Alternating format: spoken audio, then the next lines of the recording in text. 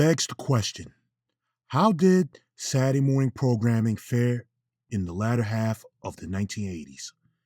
Well, the success of He-Man and the Masters of the Universe in syndication ushered in many new offerings that wanted in on the action, such as Rankin Bass Productions' effort into the syndicated market, Thundercats and Silverhawks.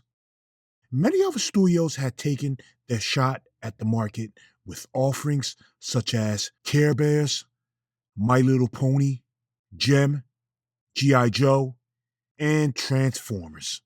But there was one thing that all of these cartoons had in common. See, He-Man had started out as a way for Mattel to promote their toy line by employing the services of Filmation. In other words, these cartoons were made to sell products. Despite parents having major concerns over the toy companies advertising to children in this manner, these offerings were immensely popular with its core audience. As you can imagine, this rocked the network's quota. Now they found a new way to get advertising dollars. Soon they were off to a new frontier. But parents weren't very pleased with this new initiative that the networks had unleashed upon children's television programming, especially the ACT. What will the future bring from Nintendo? More hits like The Legend of Zelda. Sports hits like ice hockey. Nintendo has the most... The immense success that Nintendo had with the NES pushed more toy manufacturers to seek out studios to make animated offerings so that they could sell their products and compete. Even Nintendo had gotten into the animation space by employing Geek to make a series for them. Hey, paisanos, it's the Super Mario Brothers Super Show! With the Mario Brothers. The Super Mario Brothers Super Show made its way to syndication on September 4th, 1989. A cartoon series that had taken from Filmation's playbook. It employed a live-action segment fashioned as a sitcom, featuring special guest stars, and a cartoon that recreated the exploits of Mario, Luigi, Toad, and Princess Toadstool as they dealt with the machinations of King Koopa and his minions. The mere existence of this series on air made it more of an incentive for the toy manufacturers to chase the young audience. And that they did. So it truly begs the question, how were they allowed to do that freely without consequence in the first place? Well, to answer this, we must jump back to 1984. See, in the beginning, the FCC had a very loose stance on what advertisers could get away with selling their products. Before, you just had cereal manufacturers such as General Mills employing studios such as Total Television Productions and J. Ward Productions to craft cartoons that they could place their products in commercial spots. It was a semi-partnership with the cereal makers and the networks. But that was the 1960s, and things had gotten much more stricter going into the 70s. This was due to the contributions of the National Association of Broadcasters. They helped ban the practice of commercials not being associated with anything that aired on Saturday mornings. With the arrival of the ACT at the tail end of the 1960s, they also managed to keep advertisers in check. But in 1984, things had changed. President Reagan decided to change the entire structure. He hired Mark Fowler as the new head of the FCC. Mark would enact something that changed the entire landscape of Saturday morning programming. He deregulated everything that was set in place. In other words, he gave advertisers and broadcasters free rein to do what they wanted when it came to children's programming. His decision to deregulate came about because he believed that children's programming didn't need any restrictions due to channels such as the Disney Channel growing exponentially. He also felt that video distribution, which was a very hot commodity in homes due to the popularity of VCRs, warranted his decision as he felt broadcasters were now capable of making the right decisions with their programming. Unsurprisingly, this infuriated Peggy Charin and the ACT. They tried to fight back by obtaining testimonies from child psychologists and teachers alike. They claimed that children couldn't tell the difference between an ad and what was real. The ACT stood by its mission. They wanted educational programming to be more prominent on Saturday mornings. Unsurprisingly, their campaign against this deregulation didn't work, but the fight continued into 1988. That would have limited advertising during children's programming to 10.5 minutes an hour on the weekends and 12 minutes an hour on weekdays. With that taken into account, that meant advertising would have amounted to approximately 63 minutes on Saturday mornings. But as you will see, this bill was not very successful in getting passed. In fact, this would be the time when any product could become a cartoon series on Saturday mornings. Educational programming started to fade away from the network's Saturday morning lineups. Instead, this would be a time when the manufacturers of toys, cereals, and junk food had gotten their way with the networks, as they also profited off the sales of these products. So, what did the networks had to offer kids who had taken advantage of this newfound freedom? Well, let's once again jump to CBS. They had something very different to bring to the table, and it was quite needed. See, despite CBS's Saturday morning lineup still going strong, some shows were coming to the end of their run on the network. Case in point, Dungeons & Dragons wouldn't make its return for the 1986 fall season. But whereas Dungeons & Dragons had left the lineup, Muppet Babies continued to be a huge success on the network. In the 1985 fall season, CBS had a new offering for the young audience, The Wuzzles, a cartoon series that marked Disney's very first foray into TV animation. A series with Fred Wolf as its creator, a man who will be instrumental in bringing audiences another cartoon series that will become a monster hit on the network years later. We will get to that one in due time. As for the Wuzzles itself, the series came about when Disney finally got back on track after their temporary decline from box office prominence. This was all thanks to the contributions of Team Disney, a team led by 3 men who had their presence well known in the movie industry: Jeffrey Katzenberg, Frank Wells, and Michael Eisner, by the way. Under their rule, Disney had a new initiative to expand their operations and grow the company exponentially. Longtime producer at Disney, Daniel Melnick, once said this about the studio's new lease on success: "You almost got to regard it as a new company that has used an existing giant, albeit a sleeping giant, as a basis to grow." And that it did. By 1985, the studio had a total of 75 projects in development. The big 3 of Disney were at work heavily.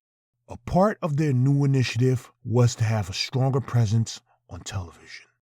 They did just that with the Disney Sunday movie for ABC, 23 to be exact.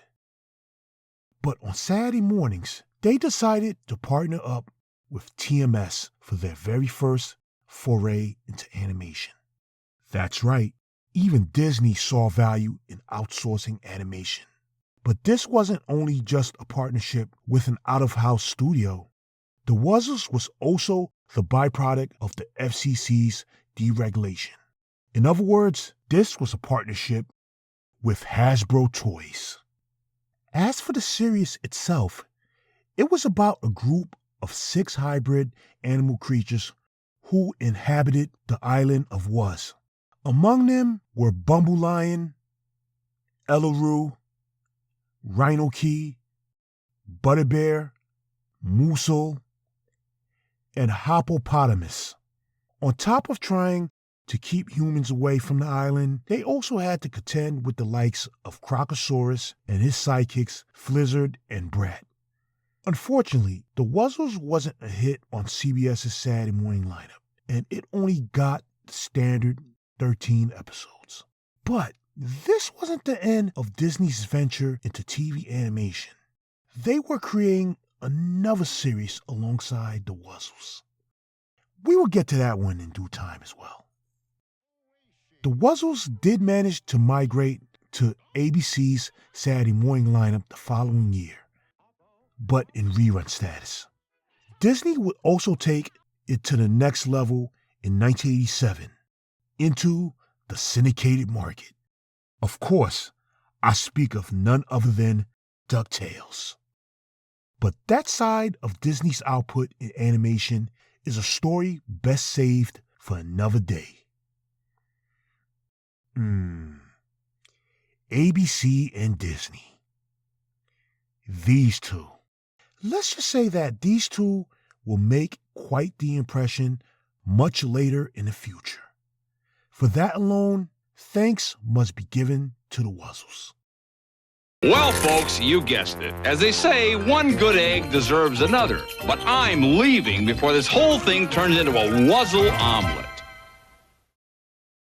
CBS also brought something quite interesting to the children of America. This time, an insurance policy. But not just any regular insurance policy. This one was a literary darling amongst children at that point. Just as ABC once had brought kids the Littles, CBS now had We are the Berenstain Bears. Mama! Papa! Sister! Brother! We appreciate each other. We live in a split level tree. Mama, Papa, sister, and me. Snug as buds in our split level tree. Here are more Berenstain Bears. Factual. Big Boy Bear. Professor Oak. Oh, who's Key Honeybutter? I'm the mayor. And lots more. Bears galore! You may think that this starts our show. Well, it does. Here it is, the Berenstain Bear Show. That's right, Berenstain, not Berenstein. See, there has always been a misconception about how the name was truly pronounced. This here is an example of what many have dubbed the Mandela effect. So, what is the Mandela effect anyway? Well, it's a term that was coined by Fiona Broome, a researcher who remembered Nelson Mandela had passed away in the 1980s. But that was false. He had passed away in 2013. She coined it a phenomenon that plagued the masses for years, and unfortunately continues to do so. As for the Berenstain Bears, they were created by Stan and Jan Berenstain, a husband and wife duo that were born and raised in the same city of Philadelphia. Even though they hadn't met, they both had the same dream, and that was to study illustration. They both did just that at the Philadelphia Museum School of Industrial Arts. Soon after, they both met each other and eventually grew a fondness for one another. But their relationship and tenure at the school was interrupted by the call to duty, as Stan was drafted to World War II. During the war, he worked as an illustrator for the United States Army. After the war, he and Janice decided to get married in 1946. Getting to live out their dream was postponed. They both worked as teachers to make ends meet, but this never stopped them from attaining their dream. Stan and Jan soon took on illustration gigs on the side for the popular magazines and newspaper publications at the time, such as the Saturday Morning Post and Good Housekeeping. As it goes, once you keep working hard at your goals, good things will eventually come. They got their first shot at true creative expression in 1951 with the Macmillan Company. They wrote their very first book, Berenstain's Baby Book. The book ended up being successful enough for them to write even more books, such as Marital Blitz and Have a Baby, My Wife Just Had a Cigar. The marginal success of these books had someone wanting to do business with them. That man was Theodore Geisel, the late, great Dr. Seuss. Yes, that Dr. Seuss, the same man who wrote such classic books as The Cat in the Hat and The Grinch. Now he was the guy to give Stan and Jan a new mission under his publication, Beginner Books. He had wanted someone to make books that could appeal to a very young audience. Books for an audience that was just grabbing a book for the very first time. Hence the title, Beginner Books. This new book would be a far cry from the more mature books they had previously written, but Stan and Jan were up for the task. As far as they were concerned, they were in it together, no matter what. Soon enough, Stan and Jan accomplished that mission with their very first book for the publication, The Big Honey Hunt. A book that starred a family of anthropomorphic bears living in bear country.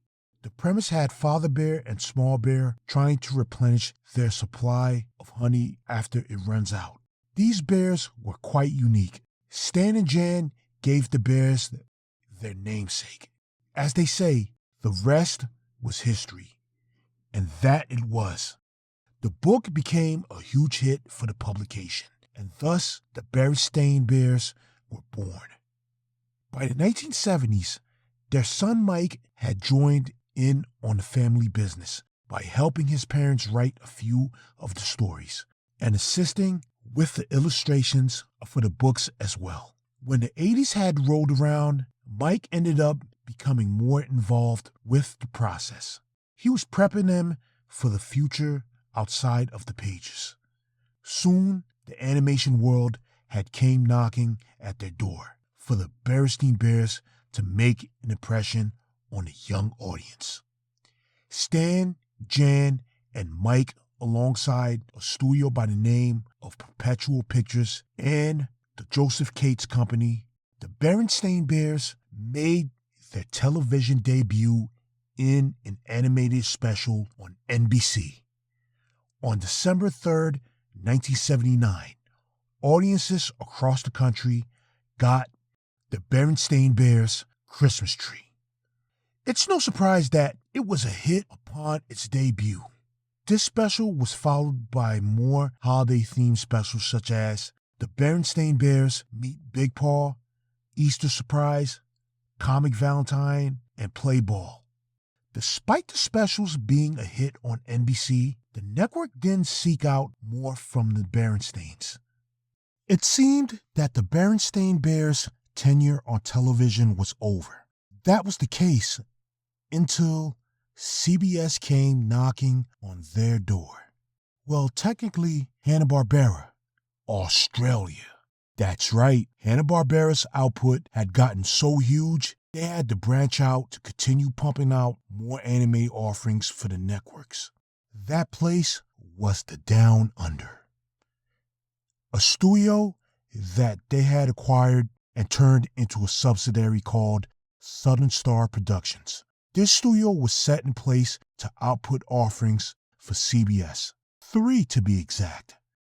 We will get to those shortly.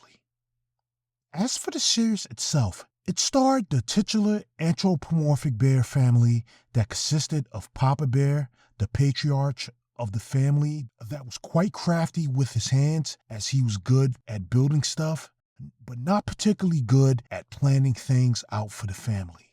Then you had Mama Bear, a very motherly figure, keeper of the house, and always managed to keep the entire family on track, including Papa Bear. Then you had Brother Bear, formerly known as Small Bear in the books. He was a kid whom adored his dad and did things with him. And lastly, you had Sister Bear. She was introduced in one of the books as an infant and grew into the little sister that always tried to keep up with her older brother. They lived in Bear Country and interacted with various characters in town. The Berenstain Bears faced common family problems. In other words, this series was the books coming to life on screen. A true follow-up on the specials. Speaking of the books, the episodes were divided into two segments. One that adapted the stories from the books, and the other being new stories specifically made for the series. The Berenstain Bears had proven to be a success on the lineup, a series even the ACT could approve of. They weren't the only ones that approved of the series. It had managed to garner a nomination for a Daytime Emmy for Outstanding Performer in Children's Programming and a Humanitas Prize in the non-primetime Children's Animated Show category. Despite these accolades, the Berenstain Bears weren't destined to ride into the new decade. The series only lasted for 2 seasons. No fret though, the Berenstain Bears did make a comeback in 2003, which is considered a continuation of the original series unofficially. This time, Nelvana would handle the animation duties, a studio that will get a couple of shining moments on Saturday mornings going forward. The Berenstain Bears were back on the network where they truly belonged in the first place. That, of course, being PBS. As for the Berenstain Bears' tenure on Saturday morning, they had Children of America learning life lessons in a whole new and exciting way. The series also marked one of the very few entries that made this attempt on Saturday mornings. As we go forward, we will see many offerings that differ from Berenstain Bears completely. One thing that can be said is that the Berenstain Bears helped in CBS's push up the ladder of Saturday morning supremacy and managed to keep parents off their backs for at least 22 minutes every Saturday morning. So that's definitely a victory in itself. Stan and Jan can rest in peace knowing that their creation made kids all over smile and glee. Hopefully, this time we actually get their names pronounced correctly on a regular basis. That would be an achievement in itself. Yikes! Ow! Ooh! Ah! Ooh! Oh! Yow! Oh!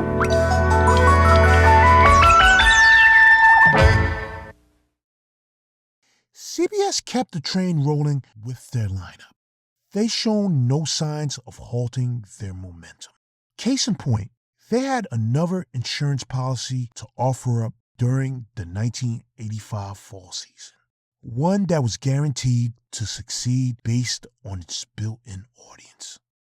So, what was CBS's proverbial lightning in a bottle offering for the lineup? Well, it's best if you have a look for yourself.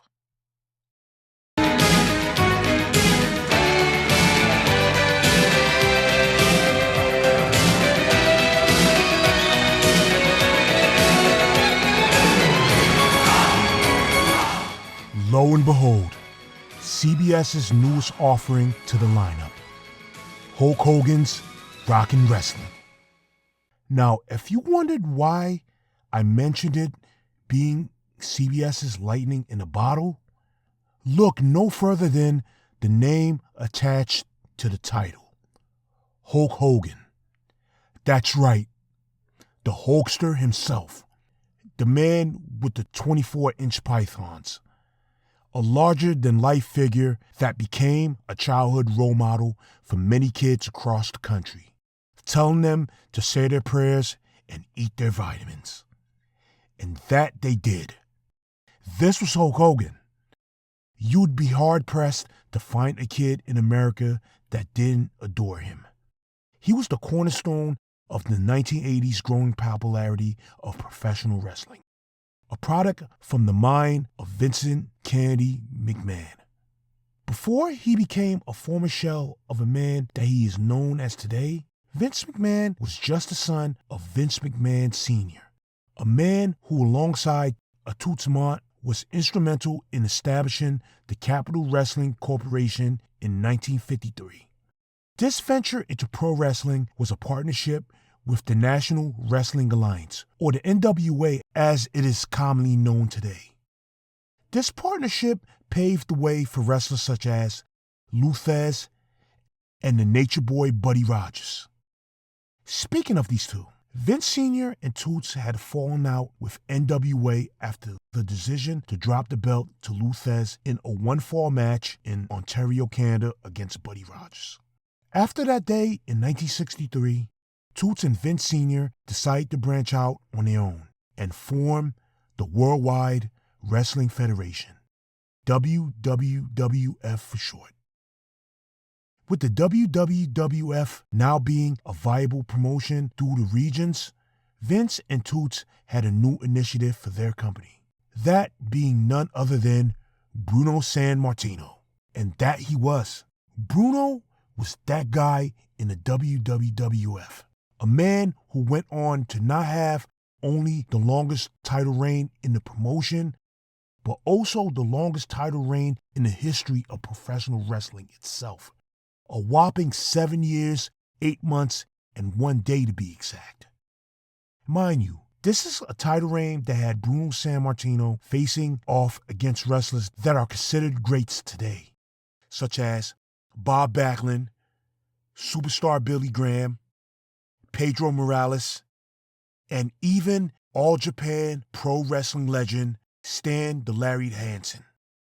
But by 1979, the world of professional wrestling had changed drastically with the times. Vince Sr. decided to hang his hat. In other words, pass the torch. That torch, of course, went to his son, Vince McMahon Jr., after he bought out his father in 1982, of course. The first order of business for Vince, he changed the promotion. Now it was the World Wrestling Federation, WWF. Vince had a mission, and that was to make the definitive pro wrestling promotion.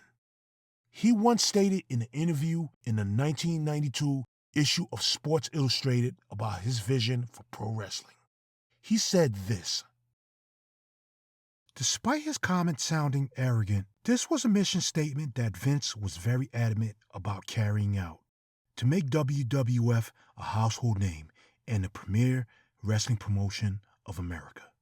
He ended up not only dismantling rival promotions, including every NWA territory and AWA, but he also managed to scoop up several of their talents as well, including a young phenom who was making major waves in AWA.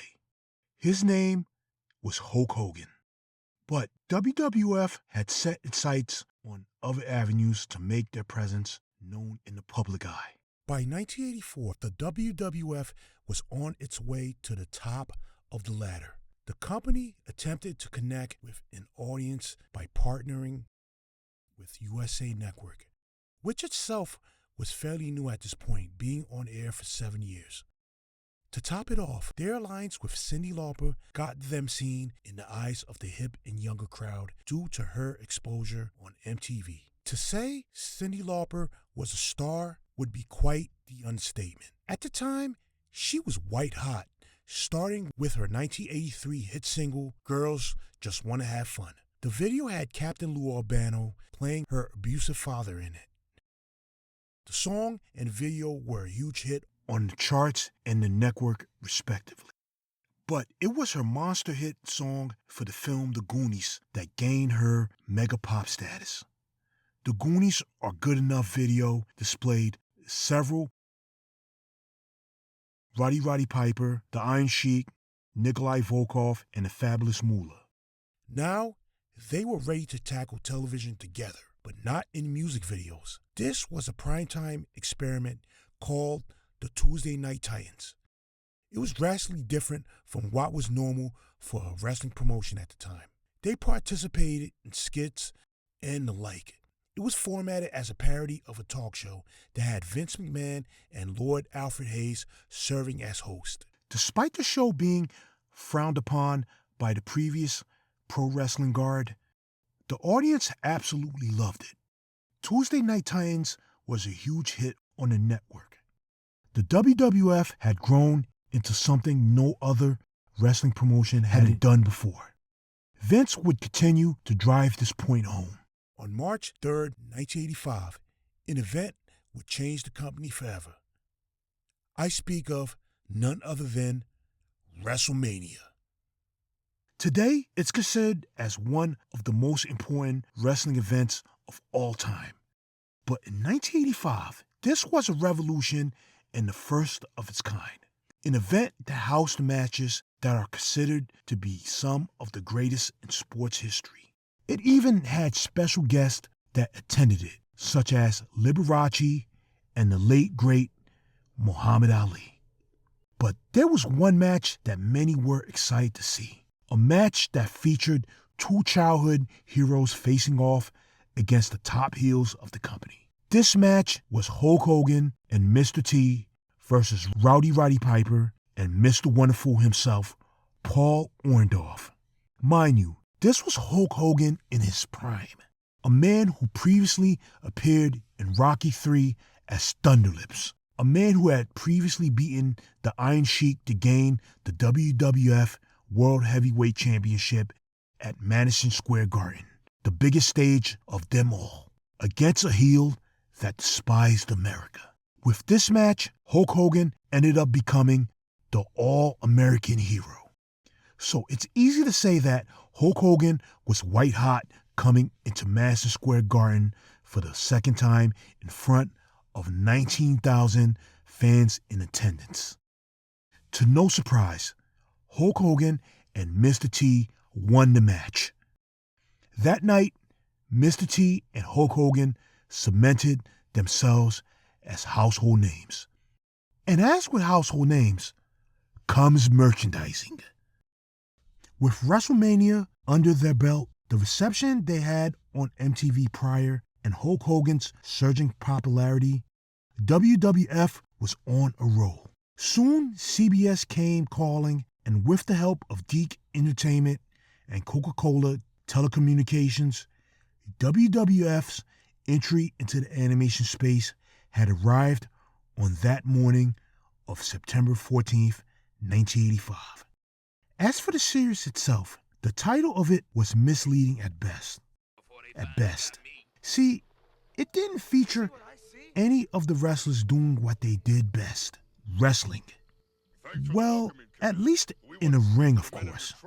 Instead, you had the likes of Hulk Hogan and his colleagues such as Winnie Richter, Hillbilly Jim, Tito Santana, Superfly Jimmy Snuka, and Junkyard Dog contending with the likes of his WrestleMania opponent, Rowdy Roddy Piper, Nikolai Volkov, Mr. Fuji, Big John Studd, the Iron Sheik, and the Fabulous Moolah, dabbling in hijinks and shenanigans, all while emulating the babyface versus heel aspect that was present in WWF programming. Unfortunately, what wasn't emulated was the actual wrestlers voicing the characters. This was for good reason. Many of the wrestlers were very busy to pull them off, and they also believed that their voices wouldn't translate well to their characters on screen. But there was no fret. The series had gotten a voice cast to complement the characters very well, including the likes of James Avery, voicing Junkyard Dog. Yes, the very same man who would go on to voice the Shredder in the original Teenage Mutant Ninja Turtles and being the uncle to Will Smith in the classic 90s sitcom Fresh Prince of Bel-Air. Then you had Louis Arquette voicing Superfly Jimmy Snuka. If his last name sounds familiar, It should, because he's the father of David Arquette.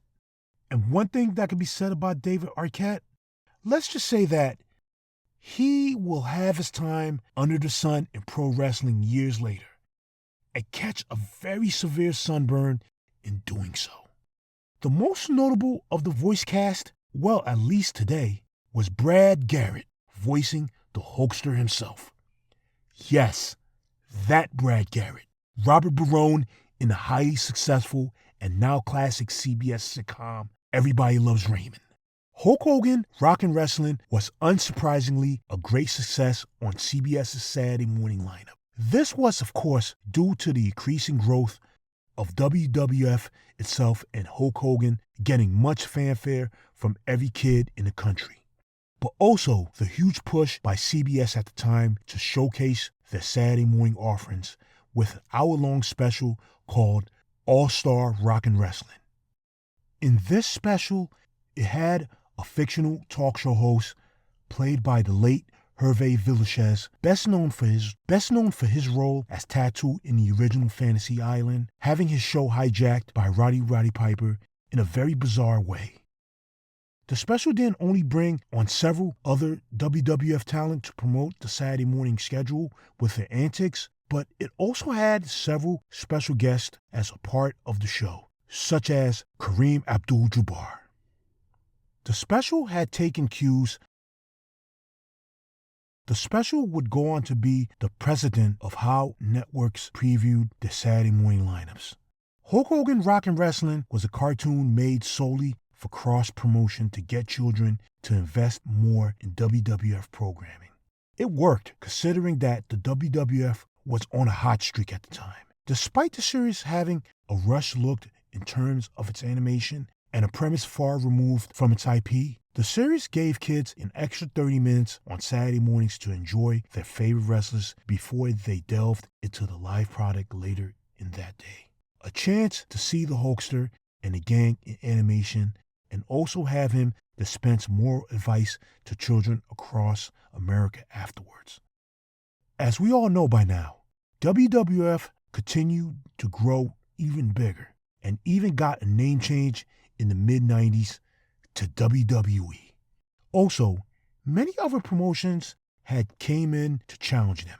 Even to this day, with the advent of All Elite Wrestling, WWE is still more or less the premier wrestling promotion. Sports entertainment.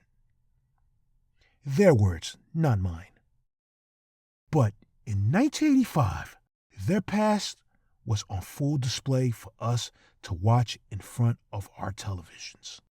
Something that all of the Hulkamaniacs should be forever proud of. Train, say your prayers, eat your vitamins, be true to yourself, true to your country, be a real American.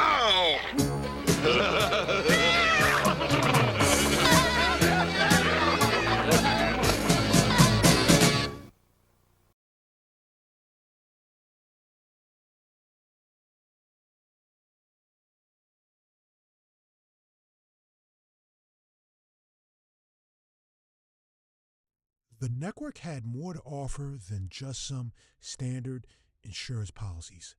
In the fall of 1986, something familiar had made its way back to the Saturday morning airwaves. Something unique. It was so unique, it was unlike anything seen up to that point. CBS's newest original offering at the time would take kids to a very bizarre place, a place that could only come from someone who had a bizarre vision of imagination. So, what was this series CBS decided to unleash on their audience? Well, without further ado,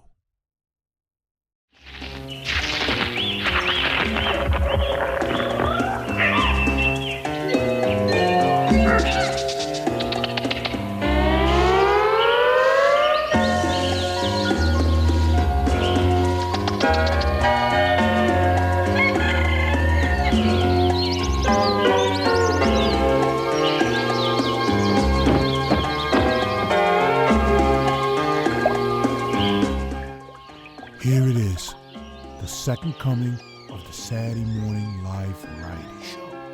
A creation crafted from the mind and imagination of Paul Reubens. Pee-wee's Playhouse.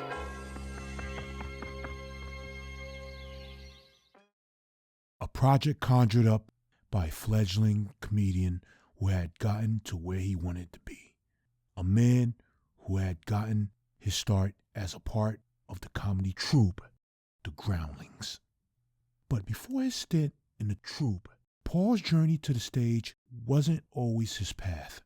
Born Paul Rubenfeld in 1952, the eldest of three, he migrated from his home in Peekskill, New York, to Sarasota, Florida at the age of 9. This is where he fostered his love for the performance arts, as Sarasota was a haven for the Ringling Brothers Circus. He frequently saw the circus performers doing their routines and watched shows. Paul also loved watching shows such as I Love Lucy and Howdy Doody. These influences and experiences made him realize that he could do something other than follow in his father's footsteps. In high school, Paul developed a love for acting. While in high school, he often took part in productions. He joined the Sarasota Players Theater as an actor, acting in a few plays. He knew right then that he wanted to pursue acting for the rest of his life. So after graduating from Sarasota High School in 1970, he attended Boston University. But Paul had wanted more than just being a student at the university. On his off time, he took trips out to New York to audition for performing arts schools. Unfortunately, Paul didn't find the success that he was looking for. So having grown tired of Boston, he made a decision that would forever change his life. He dropped out of Boston University and migrated to Los Angeles. This is where he would end up in the California Institute of the Arts, but more commonly referred to as Cal Arts. Paul would get his big break with a guest feature on The Gong Show in 1976. So determined to make it, he continued to make appearances on the show.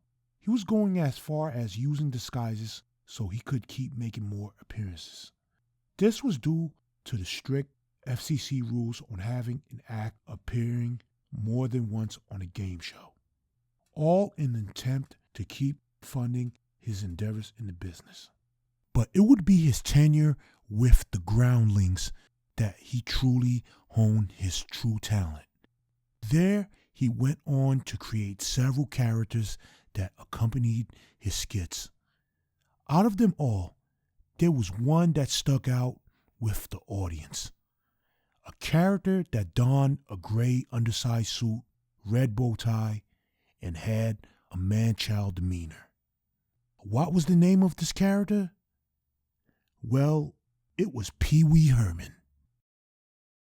A character that was based on an unusual, nerdy childhood friend.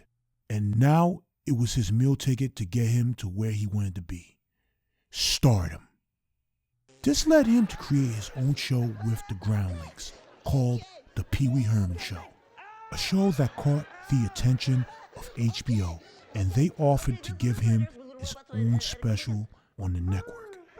HBO at the time was just garnering a reputation for housing content unlike anything seen on network television. It was the creme de la creme of cable television. In other words, this was the grand stage. Paul and his creation, Pee-wee Herman, were now a commodity. Soon after, he garnered guest appearances on the acting comedy circuit, including one on Late Night with David Letterman. Paul's stock had continued to rise, and soon the studios came to his doorstep. Paul was eager to work with them, but under one condition: to make a film on his own terms. To pull it off, he was aided by his fellow Groundling member, Phil Hartman, to write the script. Yes, the very same Phil Hartman who went on to be one of the pillars of Saturday Night Live a mere decade later. He was ready to proceed, but he needed the right director to fulfill his vision. He decided to bank on someone who wasn't the usual director. Upon seeing a short one night, Paul knew that he wanted the guy who made it to direct his film. That short was Frankenweenie, and the director of it, well, it was none other than Tim Burton. That's right, the very same man who would go on to create such classic films as Edward Scissorhands and Beetlejuice, and also work with Disney again with writing and producing The Nightmare Before Christmas. But in 1985, Tim Burton didn't have any experience as a feature film director, as he had only directed several shorts before Frankenweenie. This wasn't enough to convince the studio that he was the right man for the job. But Paul knew that Tim was his guy and stood by his decision to bring him on. This was his first shot at directing a Hollywood film. So with his upcoming music composer friend and Oingo Boingo band member Danny Elfman at his side, he was ready to take a shot at filmmaking. The movie they had made was none other than 1985's Pee-wee's Big Adventure. In the film, Pee-wee goes on a cross-country journey to get back his favorite bicycle after it's stolen. It's here that audiences had gotten to see their first look at the lovable man-child in action. This was the character that he honed on the comedic circuit, and now it was being presented to a wider audience. Paul had finally done it. He got the success that he wanted. Pee-wee's Big Adventure was a huge success, earning $45 million at the box office. A film that initially only had a $6 million budget to work with. This was a huge win for the studio, and most of all, Paul as well. It didn't only end up becoming one of the most successful movies of 1985, but also established the composer-director duo that would later become legendary in the business. Paul had conquered the comedic stage and the box office, and now CBS was ready to give him the proverbial keys to the castle. And of course, in true Paul Reubens fashion, he was given complete creative control of what he wanted to create on the network. On September 13th, 1986, Pee-wee's Playhouse made its debut on the lineup. Creative control was an understatement when it came to Pee-wee's Playhouse. The same zaniness that he displayed in Pee-wee's Big Adventure was amplified immensely. What he presented was his take on vaudeville combined with a variety show. He catered his stage act for the children of America, and he pulled this off by bringing on a few of his fellow groundlings. People such as Phil Hartman to play the role of Captain Carl, S. Epatha Murkison as Reba the Mail Lady, yes, the same woman who went on to play Nita Van Buren on the original and long-running police drama series Law and Order. But the most notable out of the cast was none other than Lawrence Fishburne. Even though he wasn't a groundling, he was a well-seasoned actor up to that point, who had roles in such classic films as Apocalypse Now, and went on to star in other classic films such as Boys in the Hood, What's Love Got to Do With It, and his iconic role as Morpheus in The Matrix. But here in 1986, he was just Cowboy Curtis, a role that he patterned himself after Yul Brynner's character in the 1973 sci-fi film Westworld. At least he auditioned for the role as that. See, this was toned down at the request of Paul Reubens and John Paragon to fit the vibe of the show. The casting wasn't the only aspect of the show that Paul had complete control of. Pee-wee's Playhouse also had the largest budget for a Saturday morning program at the time. An episode of the series cost a whopping $325,000 to make. Mind you, an average cartoon at the time cost $250,000 to produce. But Paul believed that his show should have the same production value as a primetime show, and he was determined to see that through. Paul ended up putting his own money into the production of the series, at times when it went over budget. This was a huge gamble on his part, but fortunately, this was the right choice. Despite Pee-wee's Playhouse, initial reception on the lineup wasn't met with much fanfare. Paul insisted on the network moving it to an earlier time slot on the schedule. This had worked because by the end of the first season, Pee-wee's Playhouse had caught on with the young audience and also captured an older audience as well. As for the premise of Pee-wee's Playhouse itself, well, it had Pee-wee resided in a house that was as wacky as he was. And when I say wacky, I mean that exactly. Everything in his house talked. The floor, his refrigerator, the plants, his furniture, the mailbox. There was even a talking cow, for goodness sake.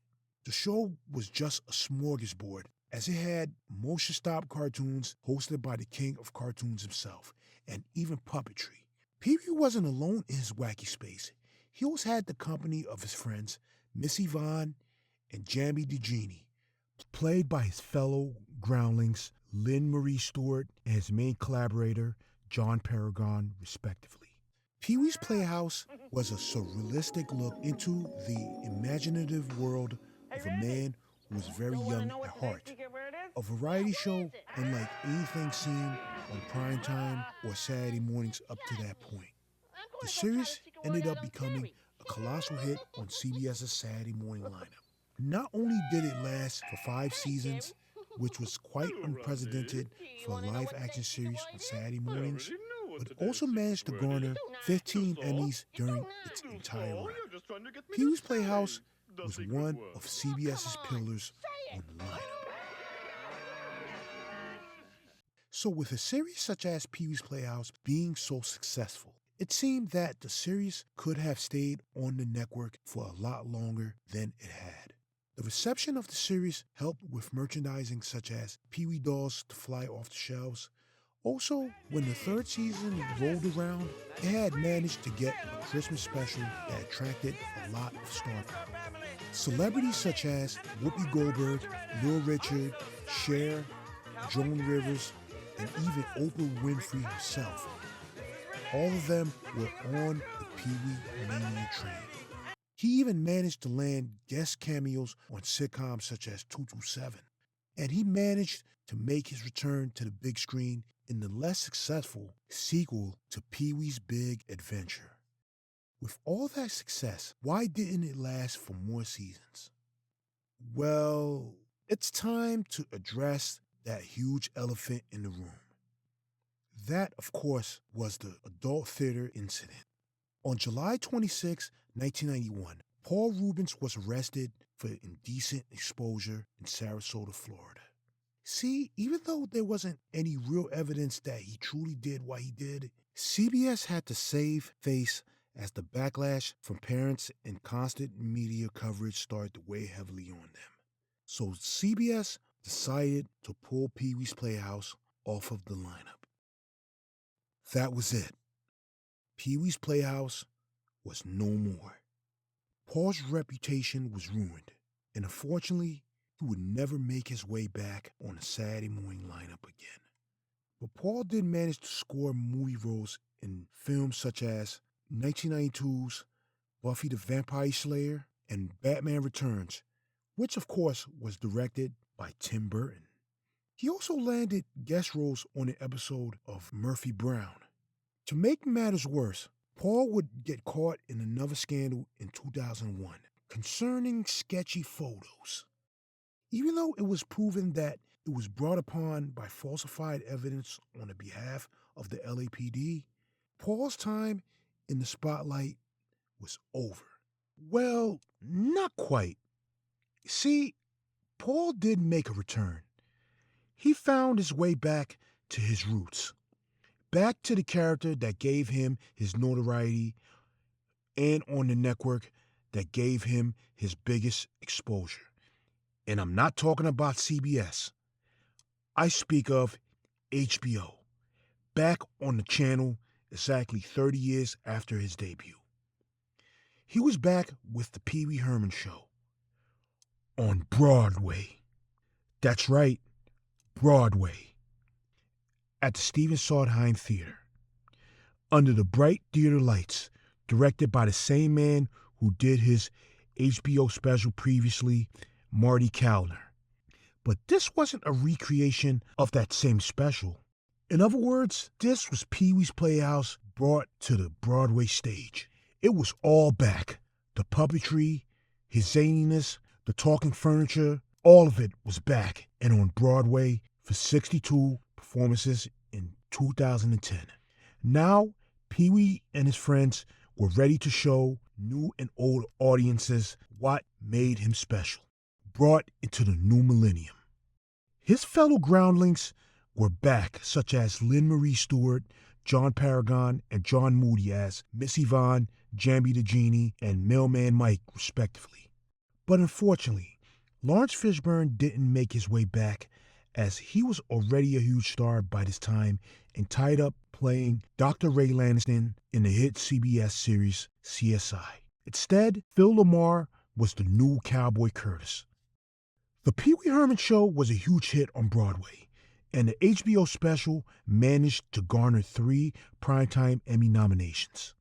After his stint on Broadway, Paul just mainly stuck to voice acting for cartoons such as Batman, The Brave and the Bold, and Tron Uprising, and even managed to voice Jokey in the Smurfs movie and video game. But in 2016, he decided to give Pee Wee Herman a last shot at movie stardom. Judd Apatow, the man who went on to direct comedies such as Superbad and The King of Staten Island, had adored Pee Wee Herman in his young adult years, so he wanted to produce a movie starring the lovable man-child.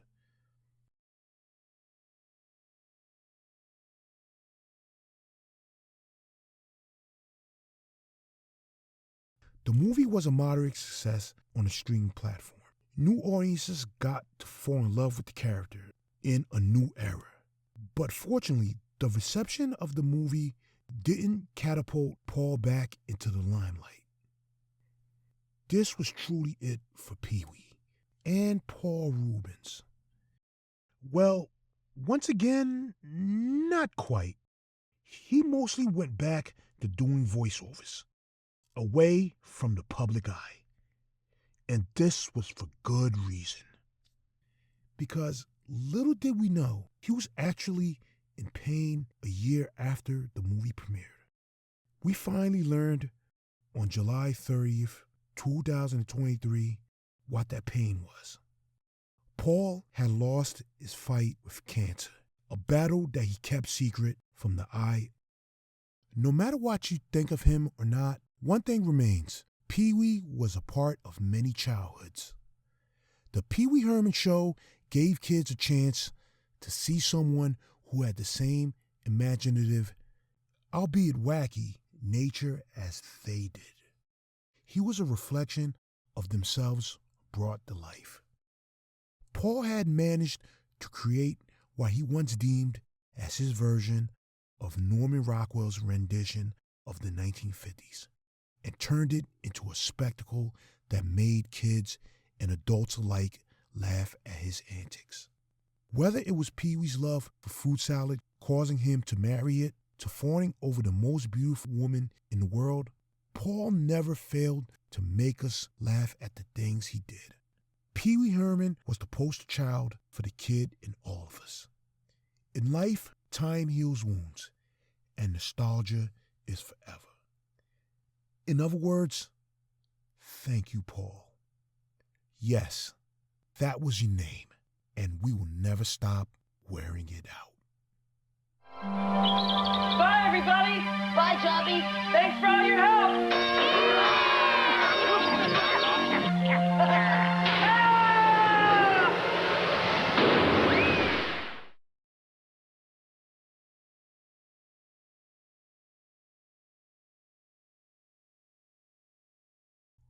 CBS also had something ready on Saturday morning to offer, something that would harken back to their roots as a network in the yesteryear of animation.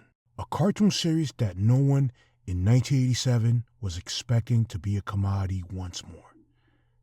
Without further ado, I present to you Mighty Mouse, coming to vanquish the foe with a mighty blow. So don't be afraid anymore, 'cause things won't be like they've been before. Here I come to save the day. Thank goodness Mighty Mouse is on his way. Here it is, the bold return of the super rodent coming to save the day once more.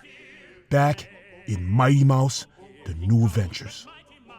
After Filmation's previous unsuccessful attempt at bringing the Super Mouse back to Saturday mornings, it seemed that the superhero mouse just wasn't cut out for cartoon stardom. But one man sought to bring him back into the eyes of the general public. That man was Ralph Bakshi. Yes, the very same man that was previously discussed in The Rise and Demise of Saturday Mornings, the 1960s, for his work on the Spider-Man animated series, his films such as Fritz the Cat. But Ralph's tenure in animation started way before his work on those projects. More on that shortly. Speaking of his films, Ralph Bakshi continued crafting animated films under his company, Bakshi Productions, such as Heavy Traffic, American Pop, and The Lord of the Rings. Whereas those were moderate successes for Bakshi and his studio, his 1983 animated film Fire and Ice didn't fare too well. Despite having Frank Frazetta, a man considered today as the godfather of fantasy art, doing character designs, and Jerry Conway, a man very well known for creating The Punisher for Marvel, writing the screenplay, it wasn't enough for audiences to gravitate to its initial release. The film ended up only grossing $860,000 at the box office.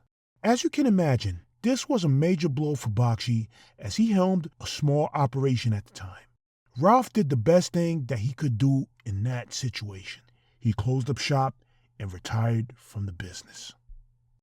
Ralph decided to spend the rest of his days in New York City, where he set up a place to work at and went on to sell his oil paintings. But as they say, just when you think you are out, they pull you right back in.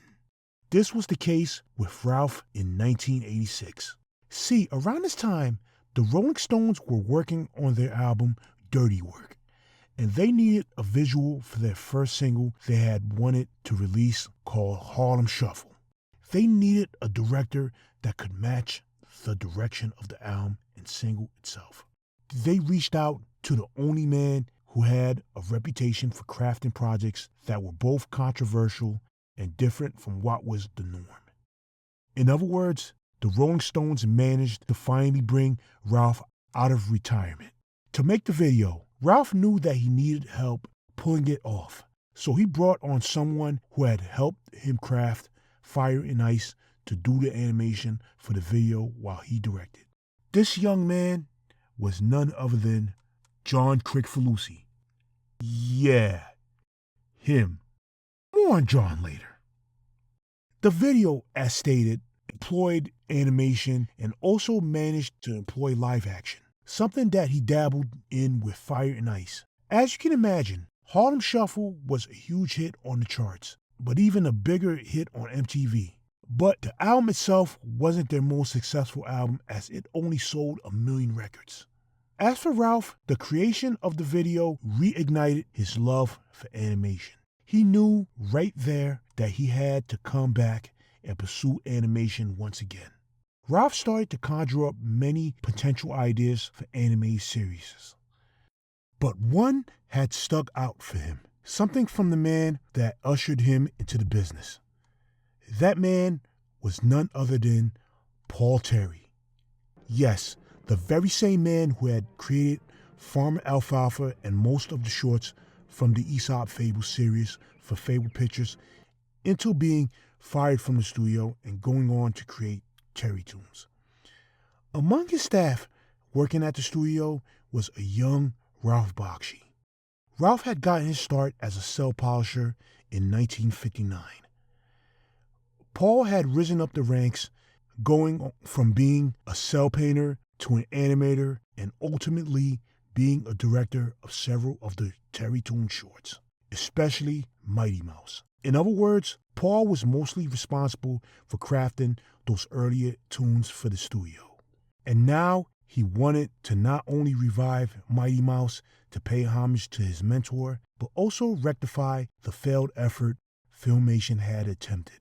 But there was one obstacle that he had to overcome in creating his Mighty Mouse series. See, Terry Toons had sold all of their catalog to CBS in 1955 and continued owning them upon the closure of the studio in 1973. So Ralph was quite familiar with CBS and decided to go pitch his idea to the head of children's programming at the time, Judy Price. Judy was all aboard for the revival as she wanted to do something with the catalog of cartoons in some form or fashion. To pull off the revival of Mighty Mouse, Ralph employed John Crick-Falusi and Tim Minton, who also worked on Fire and Ice. His role was now being the head writer. Tim Reardon was also brought on board to assist in writing for the series. At the time, Tim was working for Kushner Lock and left to go work with Ralph. Upon his exit, he recruited several of his co-workers to join him. This even included the likes of Bruce Timm, a man just getting his start, but went on to do great things in the world of animation years later. Ralph even managed to scoop up several students from the California Institute of Arts Animation School, including Jeff Pidgeon to design and model the characters, and Andrew Stanton assisting Tim and Jim in the writing of the scripts. With a mixture of vets and newcomers on the team, they had an impossible task to accomplish. See, usually most cartoons at the time had taken a year for studios to complete an episode order. Ralph had gotten the series greenlit in April of 1987. His deadline to premiere the series? Well, it was September of 1987, just in time for the fall rollout. Yikes. Usually, this would have been a daunting task for any studio, but not for Ralph Bakshi. He had a reputation for being a workhorse in the business. This was due to his free nature of letting his team have a lot of creative freedom. He believed in letting his artists be individuals and express themselves as much as they could.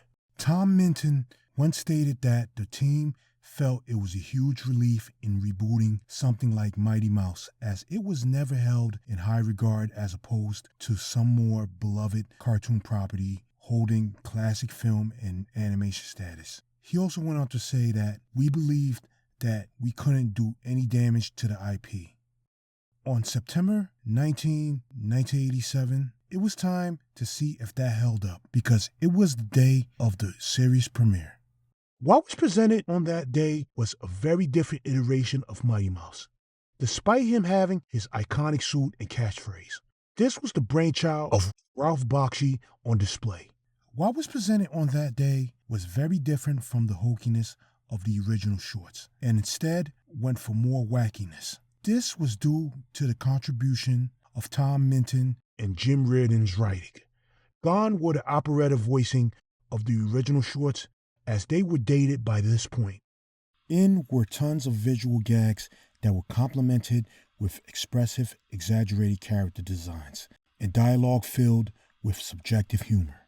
Close your eyes, hold your breath, you'll be scared half to death. They had to rely on them due to CBS's strict stance on violent content on Saturday mornings. Even though it wasn't a violent cartoon, it still managed to have CBS interfere with the production of the series at times. CBS periodically sent out notes on the scripts that they wanted to be edited. But this was Ralph Bakshi. This was the same man who made Heavy Traffic and Fritz the Cat. Editing out content just wasn't his forte. In other words, the notes somehow always got lost on their way back to the folks at CBS. The series also managed to introduce many new characters to the fold, such as the Cow. As Mighty Mouse led a double identity, he was also joined by Pearl Pureheart, now sporting a more sexier character design.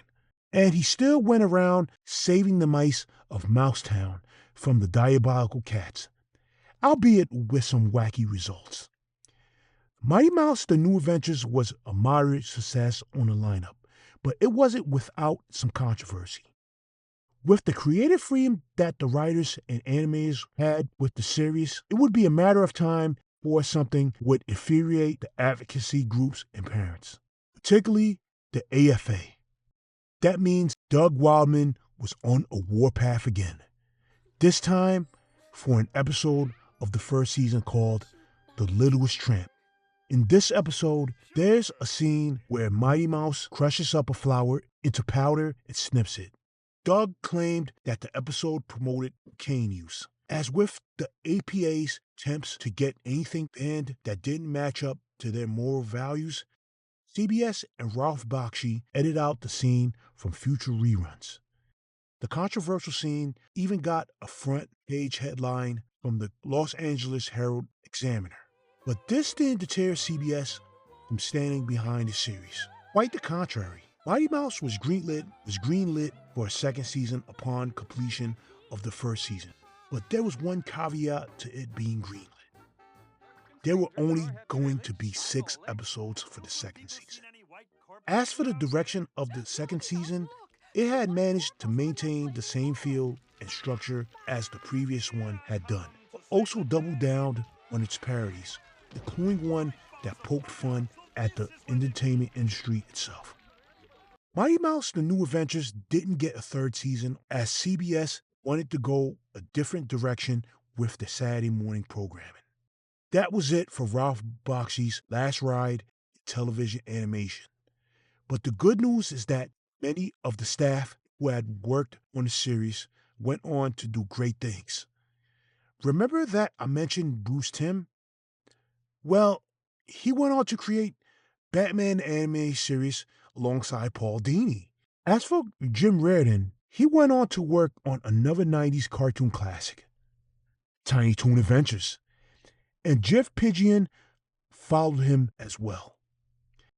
Andrew Stanton went on to work with Pixar, where he helped create Toy Story 1 and 2. And John Kricfalusi?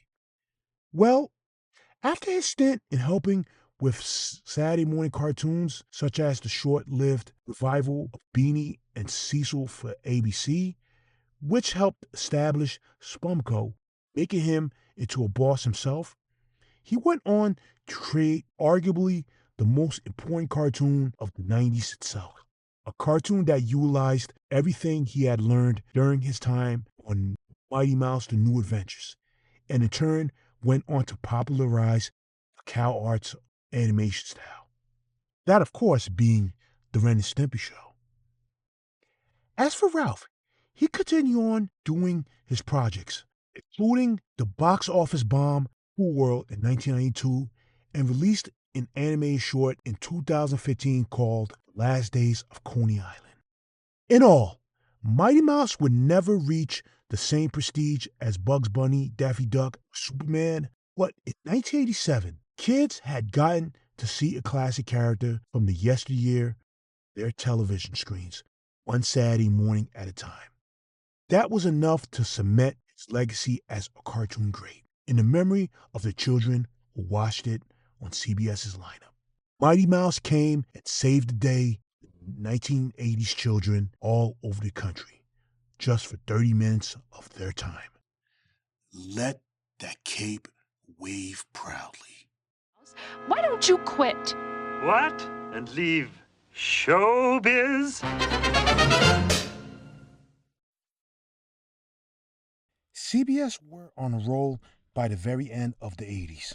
With Muppet Babies and Pee-wee's Playhouse still making their channel a go-to haven for offerings that you couldn't get anywhere else, they tried to keep the train rolling in 1989 with Ruby Spears Enterprises' one of 2 efforts on the network, Dink the Little Dinosaur, not to be confused with World Events Productions' syndicated offering Denver the Last Dinosaur, Dink the Little Dinosaur was the latest in the anthropomorphic dinosaur craze that was brought upon the box office success of the Don Bluth-directed 1988 classic animated film, The Land Before Time. Considering that the film had grossed $48.3 million at the box office, it was a matter of time before other animation studios jumped on the bandwagon. This was Ruby Spears Enterprises' one of two offerings for CBS's Saturday morning lineup. To say that Dink the Little Dinosaur was inspired by Don Bluth's film was a massive understatement. Upon viewing Dink the Last Dinosaur, it was clearly evident that it was their take on The Land Before Time. As for the series itself, it starred the titular dinosaur, voiced by R.J. Williams. Looks familiar? Pretty sure we've seen him before. But as a kid, let's go back. Here he is. Yeah.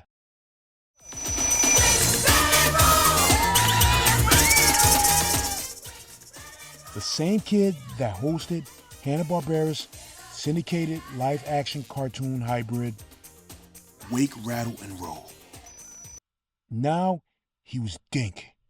Speaking of Dink, he was joined by his friends Shyler, Amber, and Scat, voiced by the great and resident Hanna-Barbera's go-to voice talent, Frank Welker. The premise had Dink and his friends trying to survive getting eaten by the bigger, dangerous dinosaurs in an unforgiving, prehistoric world. But the cartoon itself was much more tamer than The Land Before Time, as it mostly dabbled in themes of friendship and egoism, and had them learning life lessons along the way. The series even managed to teach the viewers about prehistoric life and dinosaurs with a segment dubbed Factosaurus in the second season. Despite Dink the Little Dinosaur having a second season, the series wasn't exactly CBS's top-rated cartoon on the lineup. The series amounted to being no more than a lead-in to CBS's cornerstone animated series at the time, Muppet Babies, which was on its second season and lengthened to an hour block. That was followed by another hit, Pee-wee's Playhouse. CBS had a new offering that premiered in the fall of 1989, something that could be considered an insurance policy. Take a look.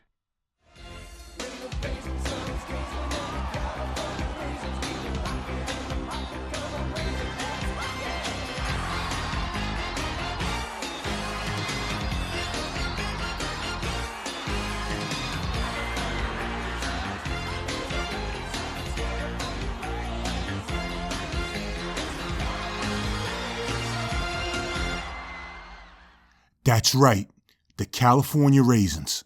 The California Raisin boards crack at getting more of the public to eat their raisins. It all started as a series of commercials done in partnership with Will Vinton. So, who is Will Vinton? Well, he was a passionate artist known at the time for his prowess in stop-motion animation. Better yet, clay animation. Or what he went to coin it as, claymation. This same prowess crafted many shorts, including his very first short that he made alongside his colleague from the California College of Arts, Bob Gardiner, in 1974 called Closed Mondays. It tells the story of an old drunk attending a museum. The short that took them 14 months to complete, it would be one that paid off in dividends. Closed Mondays won an award for Best Animated Short at the 1975 Academy Awards. This lit a fire in Will, and he decided to establish his own outfit, Will Vinton Studios. Soon after, Will was at work on other projects, such as 1978's Rip Van Winkler, 1980's Dinosaur, and 1982's The Great Cognito. But it would be in 1985 that Will Vinton decided to take the studio to the next level: feature films. He did it with The Adventures of Mark Twain. This was Will Vinton's dark take on Mark Twain, as it had him and the characters from his stories venturing off into space on an interplanetary balloon to find Halley's Comet so that he could crash into it. Despite the film being the first feature film ever to use claymation, this didn't spell success. The Adventures of Mark Twain had underperformed at the box office. But this didn't deter Will because success was peaking around the corner for him. His next contribution would be the one that garnered him mainstream notoriety. In 1986, the studio was hired by an advertising agency called Group 243, which was tasked with creating a mascot for Domino's Pizza. The end result was the Noid, a crazed man in a brown bunny suit trying to delay everyone's pizzas from being delivered on time, with the slogan, "Avoid the Noid." The mascot had proven to be a major success for Domino's Pizza, and merchandising soon followed. A doll and an NES game made in 1990 by Capcom, who were one of Nintendo's biggest third-party publishers at the time. The success of the Noid led Will to the California Raisin Board that same year. They needed someone who could craft something that could help them sell more raisins. The result was a band of 4 anthropomorphic raisins. Let me introduce you to AC on the vocals, Bebop, Stretch, and Red. 4 talented raisins belting out R&B and soul tunes. To say that the California Raisins were a success would be underselling them. Their initial song, a rendition of Marvin Gaye's "I Heard It Through the Grapevine," made many purchase raisins. The commercials were immensely popular among viewers. Soon enough, they were releasing music albums, dolls, and most of all, the raisins had reached to the best possible spot that they could have landed in: the primetime special. On December 21st, 1987, CBS debuted a claymation Christmas celebration. This had the raisins singing various Christmas staples, such as their iconic rendition of Rudolph the Red-Nosed Reindeer. This wasn't only Will Vinton's best work to date, but also a huge success upon its debut on CBS. The special had garnered Will an Emmy for Outstanding Anime Program at the 1988 Emmy Awards. They also had gotten a follow-up that was a mockumentary called Meet the Raisins in the same year that was also very successful. The California Raisins were bona fide superstars, so it was a matter of time before they would take their shot at another grand stage, a spot on a Saturday morning cartoon lineup. But instead of being in the claymation style people had known them for, their cartoon debut was in traditional animation, done by Murakami Wolf Swenson. Now, if you haven't realized who they are by now, let me show you what they ended up making prior. Yes, this. What more can I say about this one here? That it's possibly one of the greatest cartoon franchises of all time? We'll find out when we get into the 90s. There's a lot to be said about it. Now, as for the California Raisin Show, the studio brought on Will Vinton as a creative director and executive producer, as the series premise showed the California Raisins living in a world of anthropomorphic fruits and veggies. The Raisins went on misadventures and managed to belt out a tune or two in every episode.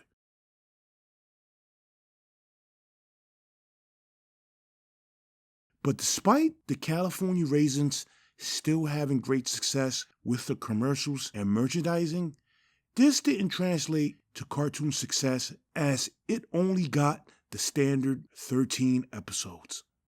The California Raisins did find more success with their follow-up to Meet the Raisins, with Raisins Sold Out in 1990, but by the end of that year, the popularity of the Raisins had waned. The California Raisin Show did debut as a lead-in for another cartoon series that was now in its second season, an animated series that no one could have imagined the kind of reception that it would get. But looking at its pedigree, it had the makings of a hit written all over it. So what was this cartoon series that I speak of? Well, it was 1988 and CBS, so it could only be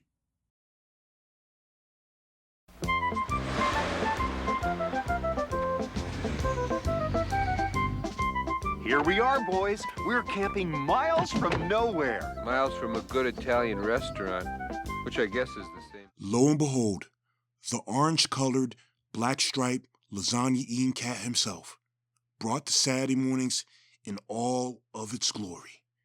Garfield and Friends. What can truly be said about this beloved feline? For starters, as most may already know by now, Garfield got his start in the newspapers. But the man who created him, Jim Davis, didn't get his start creating the feline. Being an avid admirer of Charles Schulz, combined with his passion for drawing when he was a boy, Jim knew that he wanted, so he attended Ball State University to achieve that goal.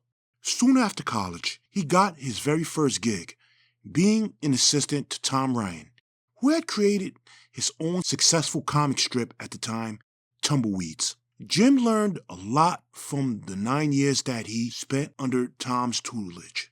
The environment was such a great teaching tool that it gave Jim the courage to go out and create his very first comic strip, called Norm Nat, a comic strip that he made for his local newspaper in Indiana.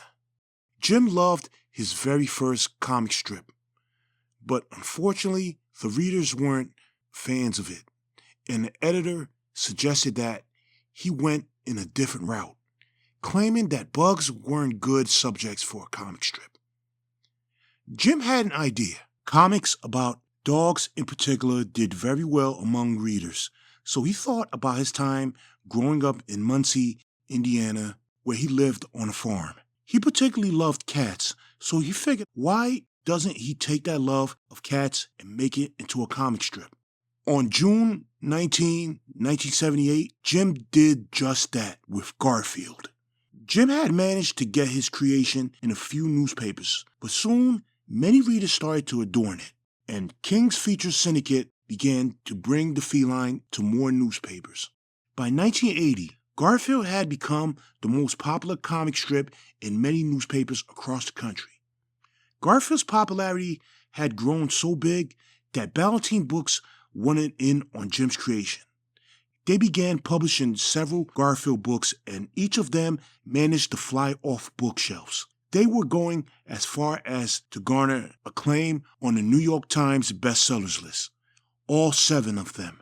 The general public couldn't get enough of Garfield. Soon after, merchandise started to appear on store shelves. This was the kind of success that only happened when a cartoon became a hot commodity. But for Garfield, he was on a whole different playing field. He was America's favorite cat. So unsurprisingly, the networks wanted in on the action. Jim was very much obliged to do so, considering that his idol, Charles Schulz, had found much success with A Charlie Brown Christmas. It was for Jim to follow in his footsteps. Speaking of that, he didn't only do just this, he had also partnered with the same guys who made it as well, Bill Melendez and Lee Mendelson. Jim knew the character would be in good hands with the pair. You see, in 1980, Lee and Bill made a primetime special for CBS called The Fantastic Funnies. It was a special that showcased every comic strip in animation. Garfield was amongst those characters that was displayed in the special. Their prowess in animation was so well polished, they had managed to animate the special's host, Lonnie Anderson, into a cartoon character. The special did really well on CBS. Now, Jim wanted to bring Garfield to TV on his own terms. This was it for Jim.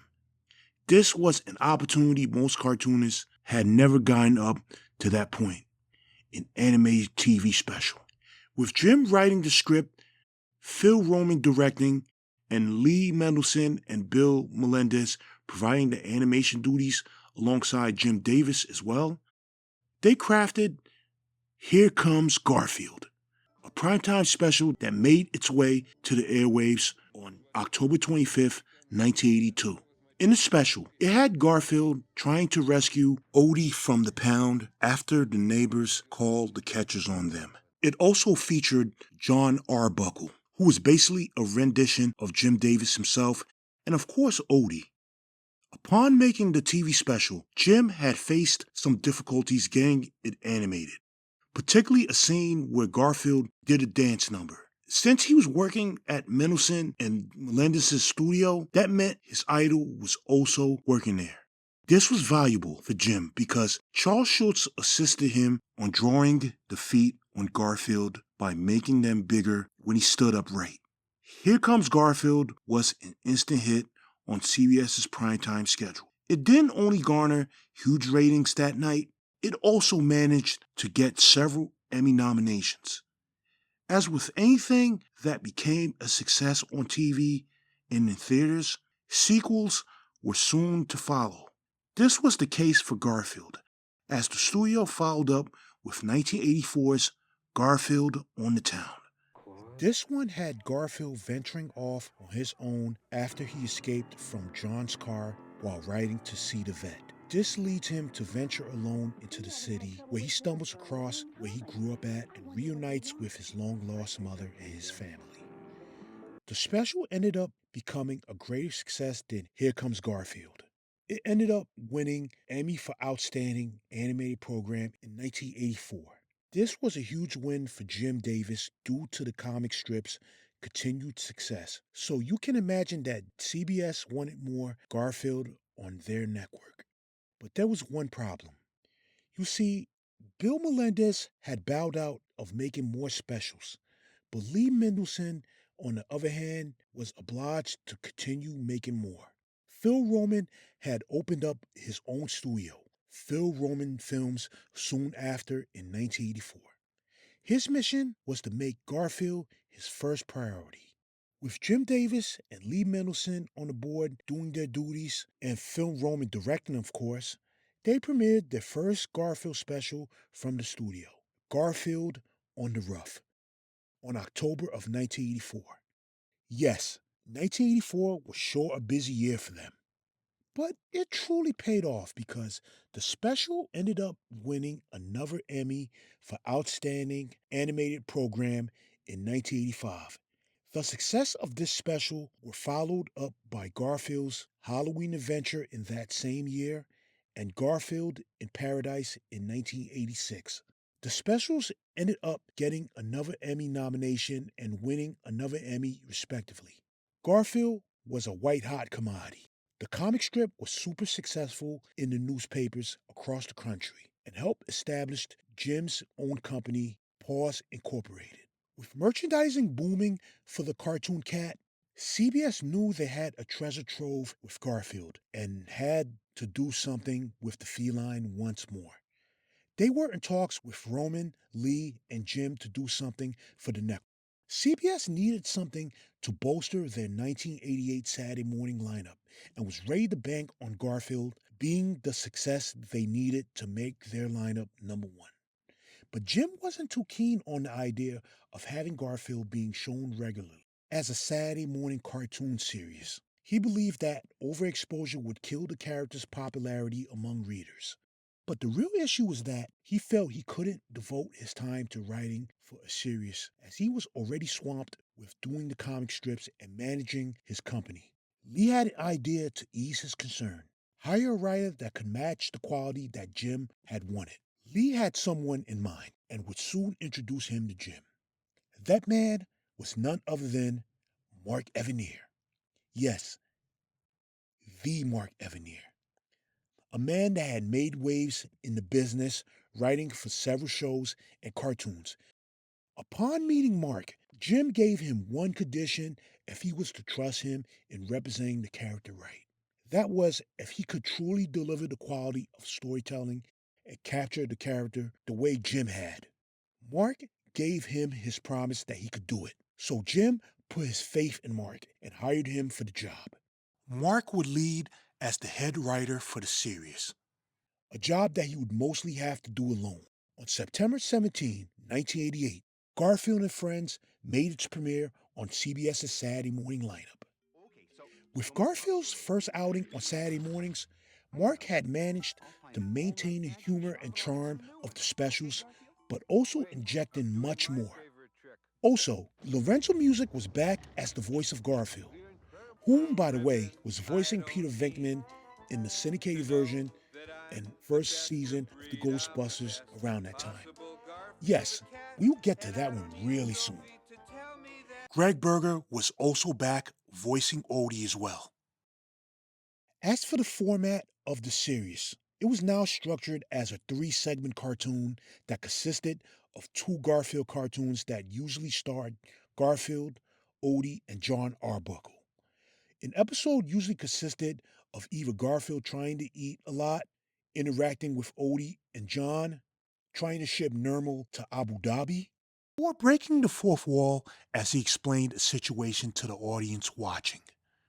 Sandwiched between the segments was another segment based on a comic that Jim Davis had premiered in newspapers in 1986 called U.S. Acres. Based on his upbringing in his farm home in Indiana, it took place on a farm ran by Orson, a kind-hearted pig who loved to read books and imagined himself in them any chance he gotten. He was also joined by the little chick brothers, Booker and Sheldon, who never hatched from its shell. The prankster and sometimes vain rooster, Roy, twin sheep Bo, who was the calm and laid-back one, and Lanolin, who was the grumpy female one, and the always frightened hypochondriac duck wearing an inner tube, Wade. They usually dealt with situations that involved Orson's mean older brothers trying to steal the crop for themselves, the wolf trying to steal the chickens from the roost, or the gang getting wrapped up in one of Orson's book fantasies. Despite those situations, they always managed to belt out a song in every segment. Unsurprisingly, it was a huge success on CBS's lineup. So much of a success, it was bumped up to an hour for its second season. Mind you, Mark was writing a good majority of the scripts for the series, so as you can imagine, that was a daunting task. But Mark had assistance from Stephanie DeVono to help out. Garfield and Friends closed out the 80s being one of the top-rated Saturday morning cartoons on air. It lasted for 7 seasons on CBS, which means it bled into the 90s. Today, Garfield is still going as strong as he did in years past. As I speak, the Garfield movie made its way to theaters on May 24th, 2024. But Garfield made his way back to television screens in 2009 with The Garfield Show, his first foray into CG animation. This was also a success for the feline, lasting for 5 seasons on air. Garfield never really fell out of the eye of the public. To this day, Jim Davis is still at it, drawing Garfield for many newspaper readers across the country and giving something that he once had. Inspiration for the future generation to follow in his footsteps as he once had years ago. That's the magic of Garfield and his friends. Just don't invite him to any gatherings that involves lots of food. I'm warning you. I'll be back right after they sell you stuff. And now, these messages. So what's the new animal in Circus Fun cereal? I know. It's a giraffe. It's a gorilla. Another bear? No, it's a marshmallow tiger. A marshmallow tiger. It makes Circus Fun a ferocious part of this complete breakfast. A baby tiger. No, Circus Fun has tigers too. You're gonna want to come flying. Oh, horses and hoops. Bulls and bears. Elephants and lions. And tigers. Kellogg's Rice Krispies, the part of this complete breakfast that goes...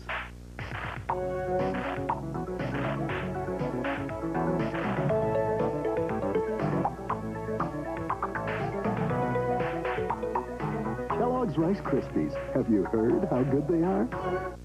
A Milky Way bar has a taste you'd do almost anything for. But you don't have to.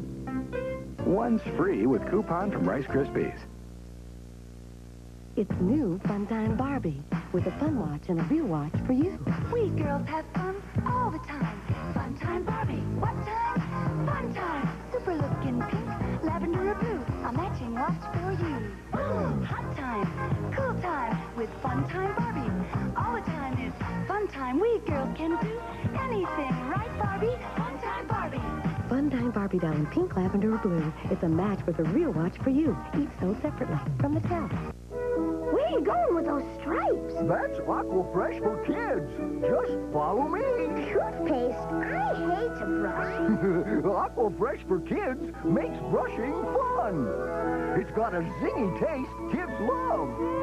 Fluoride, too, and it's easy to pump and has a neat top. Great, but how are you going to get those stripes in there? Watch.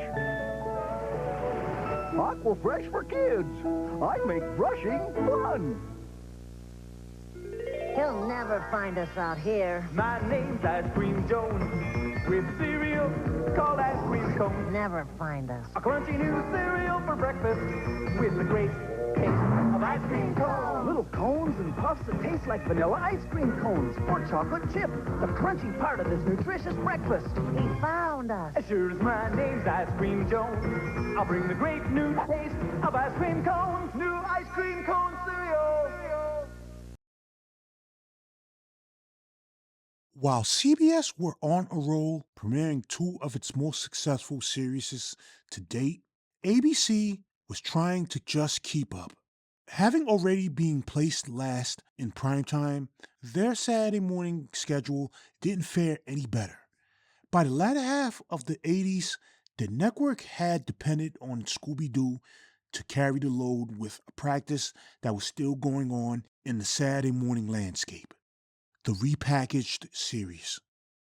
ABC did it in 1984 with Scooby's Scary Funnies. This was an attempt to fill a time slot with more Scooby-Doo by presenting an episode of Scooby and Scrappy-Doo with an extra 11-minute segment.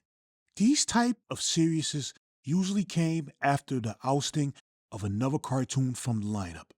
Mind you, there were Scooby-Doo mysteries that preceded on the lineup. ABC doubled down the following year with Scooby's Mystery Funhouse. On top of that, they premiered The 13 Ghosts of Scooby-Doo in 1986, but it failed to gain much viewership. Scooby-Doo was wearing out its welcome on the network.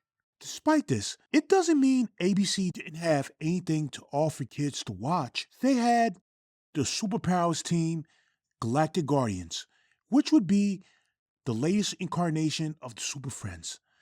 And of course, the Littles were still on the lineup, languishing in reruns by 1986.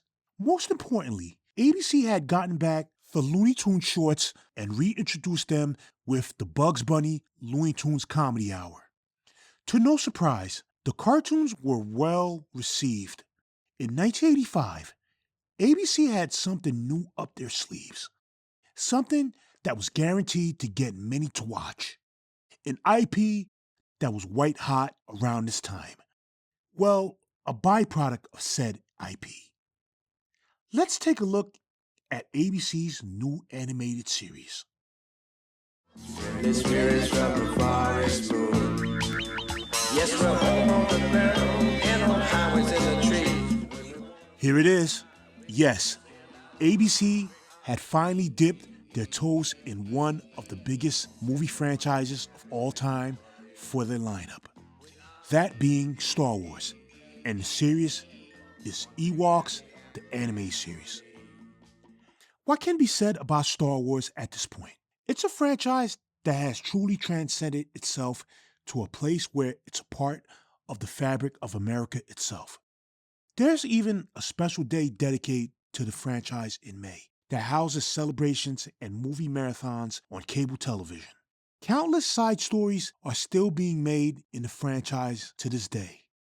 But in the late 80s, Star Wars was just beginning to build upon itself. On May 25th, 1983, The Return of the Jedi made its premiere in theaters across the country. To many, it was the culmination to the story that they heavily invested in.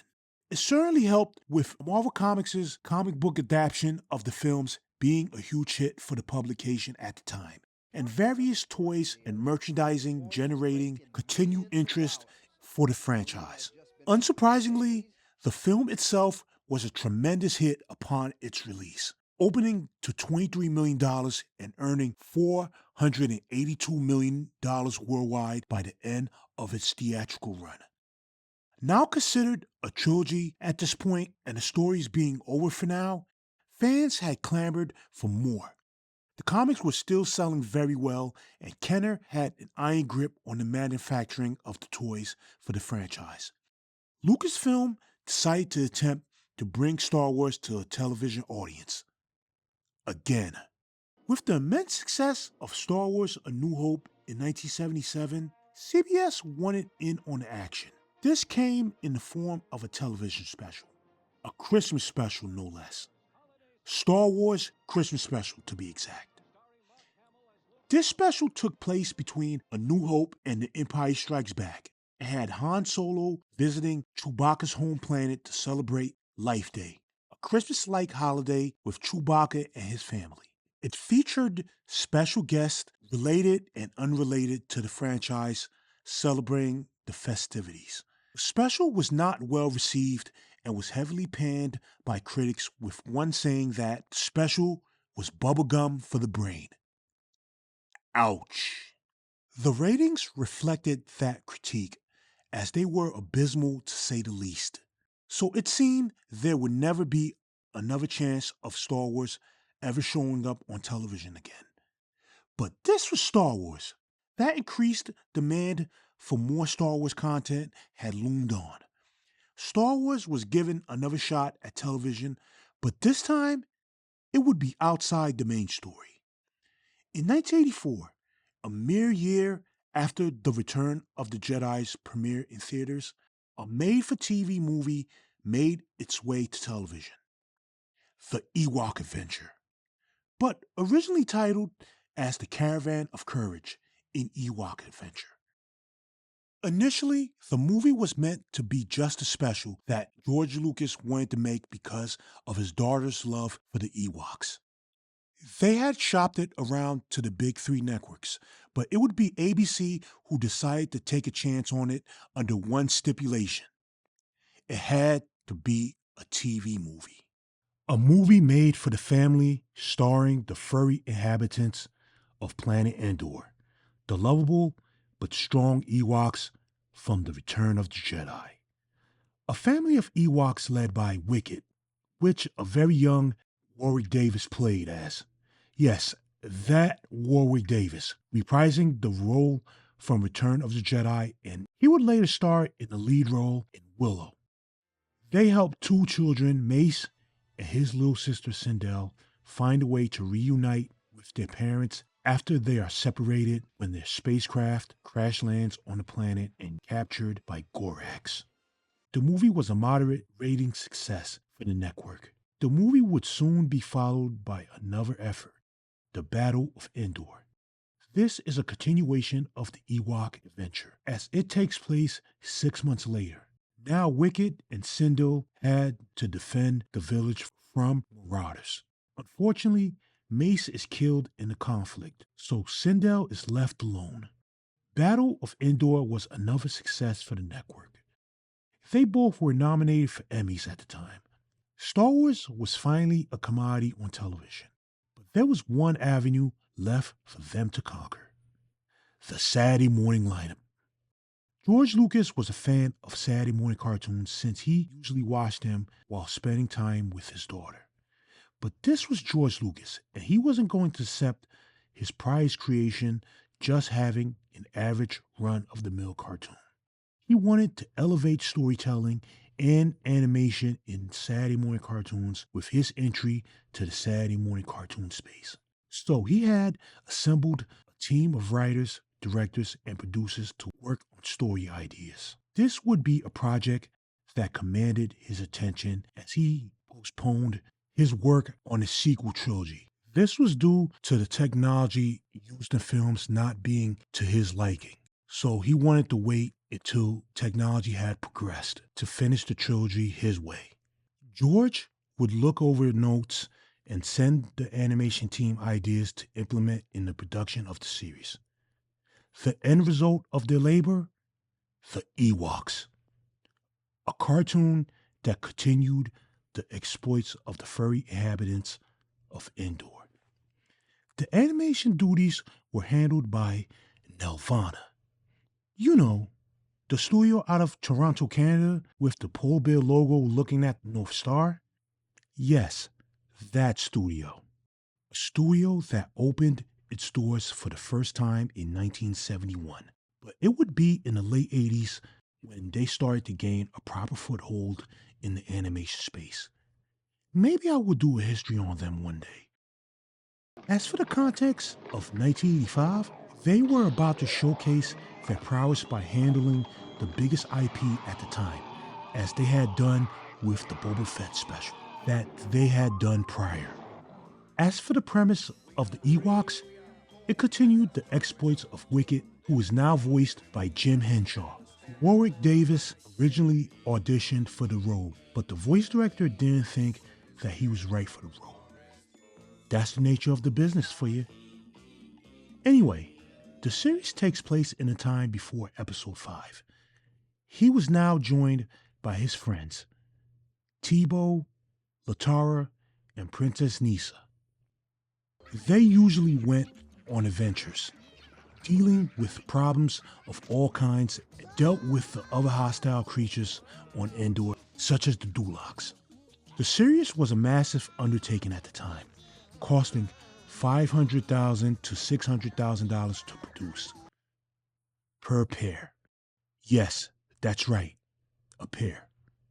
See, the Ewoks wasn't the only series Lucasfilms partnered with Nelvana to produce.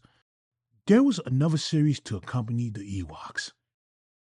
Star Wars Droids, The Adventures of R2-D2 and C-3PO. This series took place in a time before Episode 4, before they ever met Luke Skywalker, and it had the two androids bouncing from owner to owner. The episodes had an unusual format, where it had continuing storylines spanning 4 episodes at a time, dubbed cycles. Each of these cycles rotated supporting characters and foes. This fell in line with George Lucas's adamant stance on creating an animated series that wasn't only at the cutting edge of animation visually, but in storytelling. His vivid interest in animation pushed the production forward in terms of dedication that was put in them. It took the head of Nelvana, Clive Smith, to relocate to help the studio handling the artwork for the series. Hanho Hang Up. Both Ewoks and Droids were an expensive endeavor at the time, being the most priciest production in animation. This was Star Wars, for goodness sake. No expense was too small. But did this translate to a successful animated series? Well, despite the series getting a second season, Ewoks, not Droids, it wasn't a huge success for the network. Well, at least what it was expected to do, considering the IP they were based on. As for the second season, it went through several changes, including changing up the executive producers, going with Cliff Ruby and Ilana Lesser. The change-up was brought about when Lucasfilms basically took over the animation duties from Nelvana. With the changing of the guard, also brought changes to the world of Endor itself. Now the focus was entirely on Wicket, Tebow, Nisa, and Latara, with the other characters just taking a backseat. Also, the character designs were changed to give them a more softer look that would appease to the younger audience more. For instance, Wicket now had dark brown fur and wore a green scarf instead of the orange one in the first season. The voice cast was also changed from the original American cast to a Canadian cast. The series' format also alternated from single story episodes to multi-segmented ones. Lastly, the show was given a new title, The All-New Ewoks. Not only that, it was paired with the reruns of Droids and repackaged as the Ewoks and Droids Adventure Hour. Unfortunately, Lucas's film's attempt at capturing the young audience also failed, with the second season also failed, and it was soon gone from ABC's Saturday morning lineup. That was it for Star Wars on Saturday mornings. Despite the series having comic books that was released alongside the series, the Ewoks would be Lucas's film's last foray into animation for a while. Of course, not forever. Star Wars Clone Wars, the critically acclaimed and multiple award-winning microseries done under the supervision of George Lucas and the animation duties done by Genndy Tartakovsky, and the multiple Emmy Award-winning series Star Wars The Clone Wars, which continued from the events that happened in the 2008 animated film bearing the same name, would make their way to Cartoon Network in 2003 and 2008, respectively. The thought of this franchise being forever forgotten on any platform is preposterous. This was Star Wars after all. But in the context of 1985, Star Wars Ewoks and Star Wars Droids was unlike anything that would be seen on Saturday mornings going forward and closing out the decade. Lucas tried to take us to a galaxy far, far away in the comfort of our homes. Despite both series' marginal reception on Saturday mornings, it is remembered as two series that paved the way for what was to come in the franchise. Of course, that would come until 17 years later, but who was counting back then? Well, many that were waiting on George Lucas to release the prequel trilogy. That's Star Wars. May the Force be with you. Hey, I asked her first. Save one for me. Oh, yeah? Come on. I went into the forest. Don't make me throw a powder on you. ABC had more than Ewoks and Droids heading up their Saturday morning lineup. For instance, the network, along with Hanna-Barbera, had seen the success that Muppet Babies garnered for CBS and decided that they wanted in on the action. Hanna-Barbera would give two of their most cherished franchises a babyfication makeover. The first was the Flintstones Kids, making its premiere on September 13th, 1986. After the not-so-great reception of various Flintstones iterations, such as the Flintstones comedy show, Fred and Barney Meets the Shmoo, Fred and Barney Meets the Thing, and the new Fred and Barney show on NBC, they were back on ABC once again after 30 years leaving the network. Now Fred, Barney, Wilma, and Betty, along with Dino, were now children, with the series serving as an origin to the entire Flintstone saga. This series was structured very differently, as it comprised of 4 segments, including Dino in its misadventures with Dino's Dilemmas. And Captain Caveman was back, but not with the teenagers. Instead, he was now a TV star, in a show within a show. This time, he had a son, hence the title.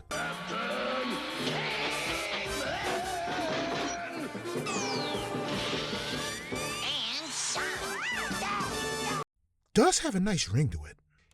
ABC banked on the series being a huge hit for them, even giving the series a huge episode order for any cartoon series at the time, with 26 episodes.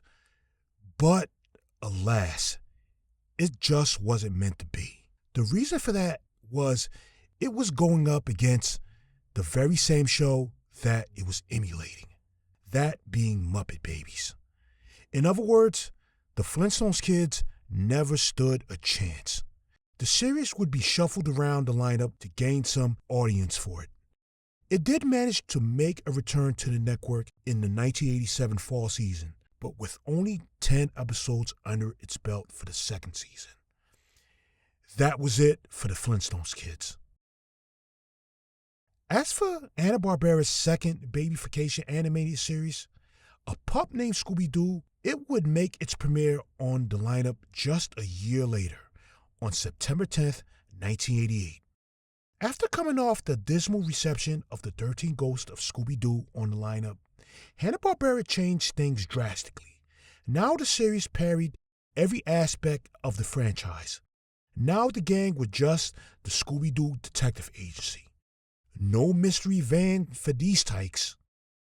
Despite these changes, it was status quo for them. Taking on a case, finding clues, Scooby and Shaggy being coaxed with food to do all the work, Velma saying jinkies when she found a clue, and catching the perp.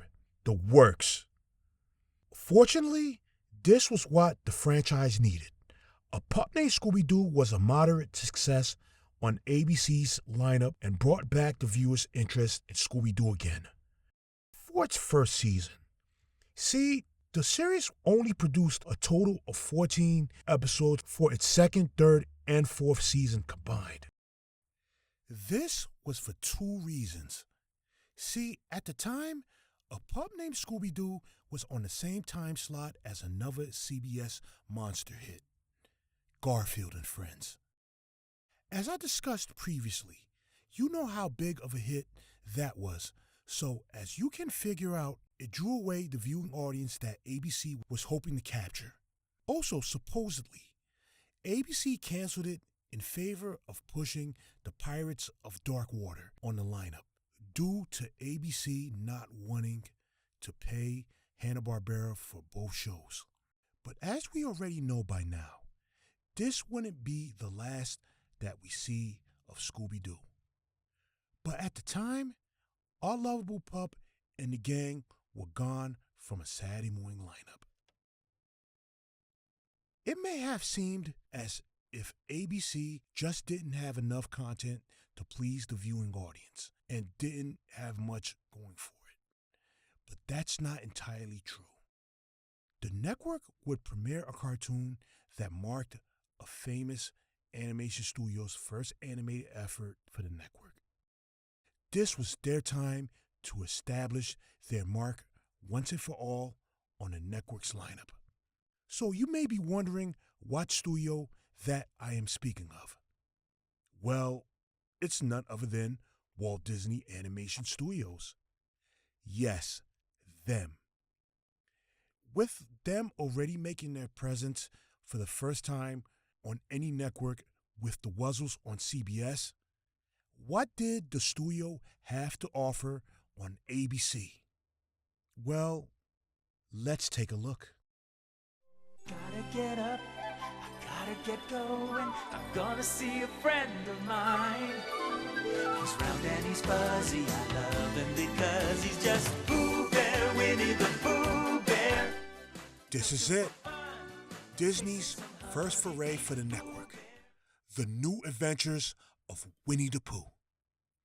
Speaking of the Wuzzles, the series had jumped ship to ABC's Saturday morning lineup, a practice that was commonplace on networks to bolster their own lineups. But as with CBS, the Wuzzles wasn't the hit that Disney was hoping to lean their reputation as a studio on. Its sole purpose was to fill their lineup and nothing more. But Disney wasn't resting on their laurels. On NBC, they had an offering that would establish them in a way that would change their place in television animation. We will get to that one in due time. As for the New Adventures of Winnie the Pooh, Disney would go for something they were quite familiar with and gain success from its 1966 Winnie the Pooh and the Honey Tree. But of course, as with Robin Hood, Winnie the Pooh was a byproduct of classic literature. Said author of this classic literature? Well, it was a man by the name Alan Alexander Milne. But he was best known by his abbreviated pen name, A.A. Milne. A man born in London, England in 1882. Initially, he wanted to pursue mathematics and do so at Cambridge University, but in 1906, his true calling came to him, where he took up freelance writing and story editing for a publication called Punch. It was here where he wrote several children's verses and essays for the magazine. But his tenure at the publication was put on hold because in 1915, Allen had been drafted to fight in the First World War, where he served in the Royal Warwickshire Regiment of the British Army. Around this time, he had been newly married to Daphne de Selincourt 2 years prior, so being away from his bride was hard on him. He managed to brave it out for 4 years until he was discharged due to a sudden illness. Back home from the service, he had struggled to fit back in society. But things had changed because on August 21st, 1920, Daphne would give birth to Christopher Robin Milne. As with any parent, their kids motivate them to provide a better life for them. This was the case with Allen. He soon got into playwriting and found almost overnight success writing comedic plays such as 1921's Mr. Penn Passes By and 1930's Michael and Mary, to name a few. He also managed to write and release his first and only detective novel called The Red House Mystery in 1922. That also furthered his bona fide success as a writer. But his true passion in life was his family, mainly his son. He always wanted to make sure that he had a good childhood. Allen and his family in tow settled on a property in Ashwood Forest, a spot in the section of Cochford Farm in West Sussex. The property was their home away from home, as they commonly spent weekends and summer holidays there. Christopher, in particular, was enthralled as he played in the forest with his stuffed animals that his dad and others had gotten him as presents, including a stuffed teddy bear he initially named Edward, a horse named Eeyore, and a pig named Piglet. These innocent and joyful moments of Christopher Robin's childhood would later inspire the creation of Winnie the Pooh. One day, E.H. Shepard, an illustrator Allen had worked with at Punch, wanted to create a story that catered to children and thought about his own son. This gave Allen an idea: base his new story on his son and his stuffed animals. Mind you, they already had prior success in 1924 with When We Were Young, a collection of the verses that Allen had written for Punch, and Allen had repeated it with 1925's Gallery of Children, so they knew that they could write the story. What came about would be their newest creation at the time, Winnie the Pooh, a story about a bear that was modeled after Christopher Robin's plush bear, Winnie, which was renamed from Edward after he adored a Canadian black bear that he saw when he went to the zoo with his dad. The namesake Pooh was a swan that always swam on the lake by his house. Allen didn't only pattern the bear after his son's plush animal, he added his other stuffed animals as characters in the story as well, and made the only human character as a homage to his son. The character was named Christopher Robin. To make a long story short, Winnie the Pooh was a tremendous success upon its release in 1926. This led Allen and E.H. Shepard to release more material, starting with a collection of more verses called We Are Six in 1927, and the long-awaited sequel to Winnie the Pooh in 1928, The House at Pooh Corner, which introduced readers to a new character, Eeyore.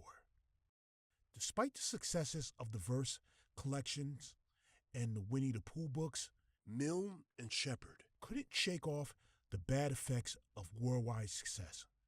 Milne, once a celebrated playwright, would never achieve the same success he had before because he was mostly seen as the writer of Winnie the Pooh.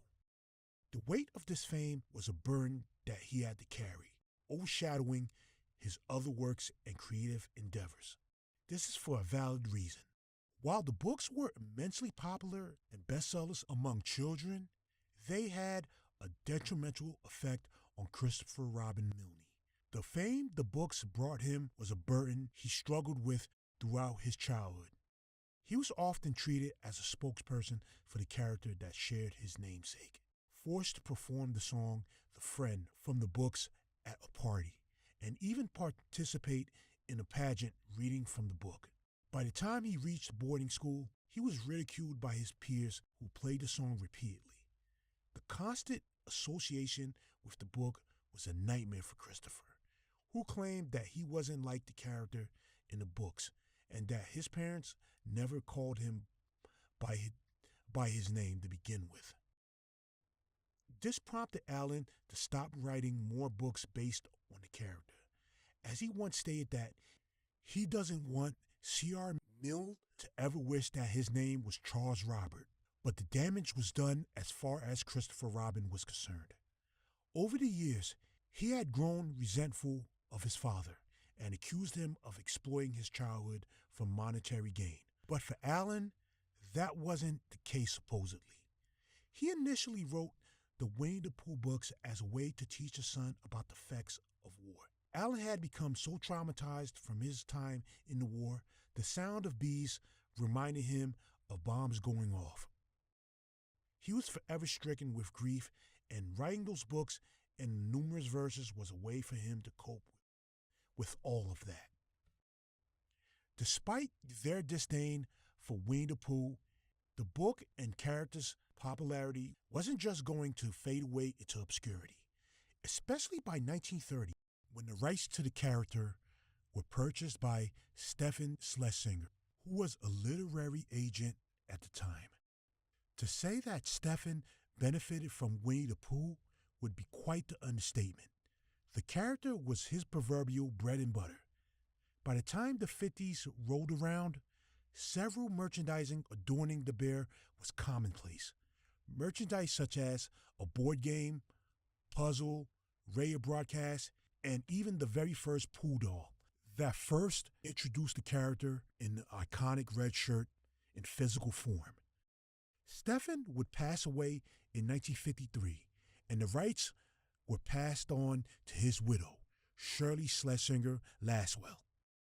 Under Shirley's supervision, she brokered a deal that was going to cement the character even further in the eyes of the public. In 1961, she licensed the rights to Walt Disney, who wanted the IP because of his daughters having a fondness for the character and the books. This was beneficial for both parties. As we know by now, Disney were at the height of their fame around this time, so whatever Disney was going to do with the character, it was going to be a massive success. In this case, for SSI. On February 4th, 1966, his investment would pay off with their very first Winnie the Pooh theatrical short, Winnie the Pooh and the Honey Tree. A short adapted from the first 2 chapters of the book. Shown alongside The Ugly Dachshund as a double feature, the short was unsurprisingly a hit in theaters. This would be followed by Winnie the Pooh and the Blustery Day on December 20th, 1968. This adapted the 3rd, 4th, and 5th chapters of the first book and the 2nd, 8th, and 9th chapters of House at Pooh Corner, which meant this was the first introduction to Tigger and Piglet in animation. The short was a bigger success than The Honey Tree, garnering an Academy Award for Best Animated Film in 1968.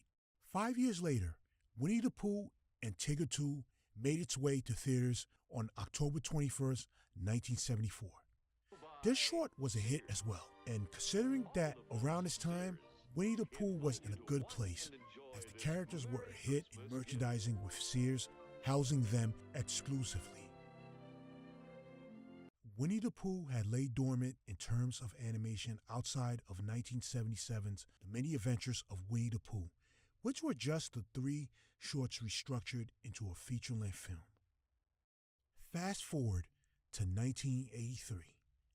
After the release of Winnie the Pooh's first ever venture into educating audiences with Winnie the Pooh Discovers the Seasons in 1981, Walt Disney Studios would bring the lovable characters back for what would be their last theatrical short in 1983 with Winnie the Pooh and A Day for Eeyore. This one was now adapted from the 6th chapter of Winnie the Pooh and the House on Pooh Corner. It was released as a part of a double feature for the 20th anniversary re-release of 1963's The Sword in the Stone. It seemed that Winnie the Pooh would see its last days as a franchise finished at the box office. But Disney had other plans for the character.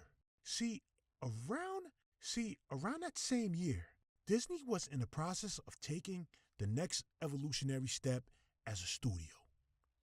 Just one mere month after the release of Winnie the Pooh and A Day for Eeyore, they would launch the Disney Channel, a conceptual idea that started life in 1977 when Disney executive Jim Jamero pitched it to the higher-ups.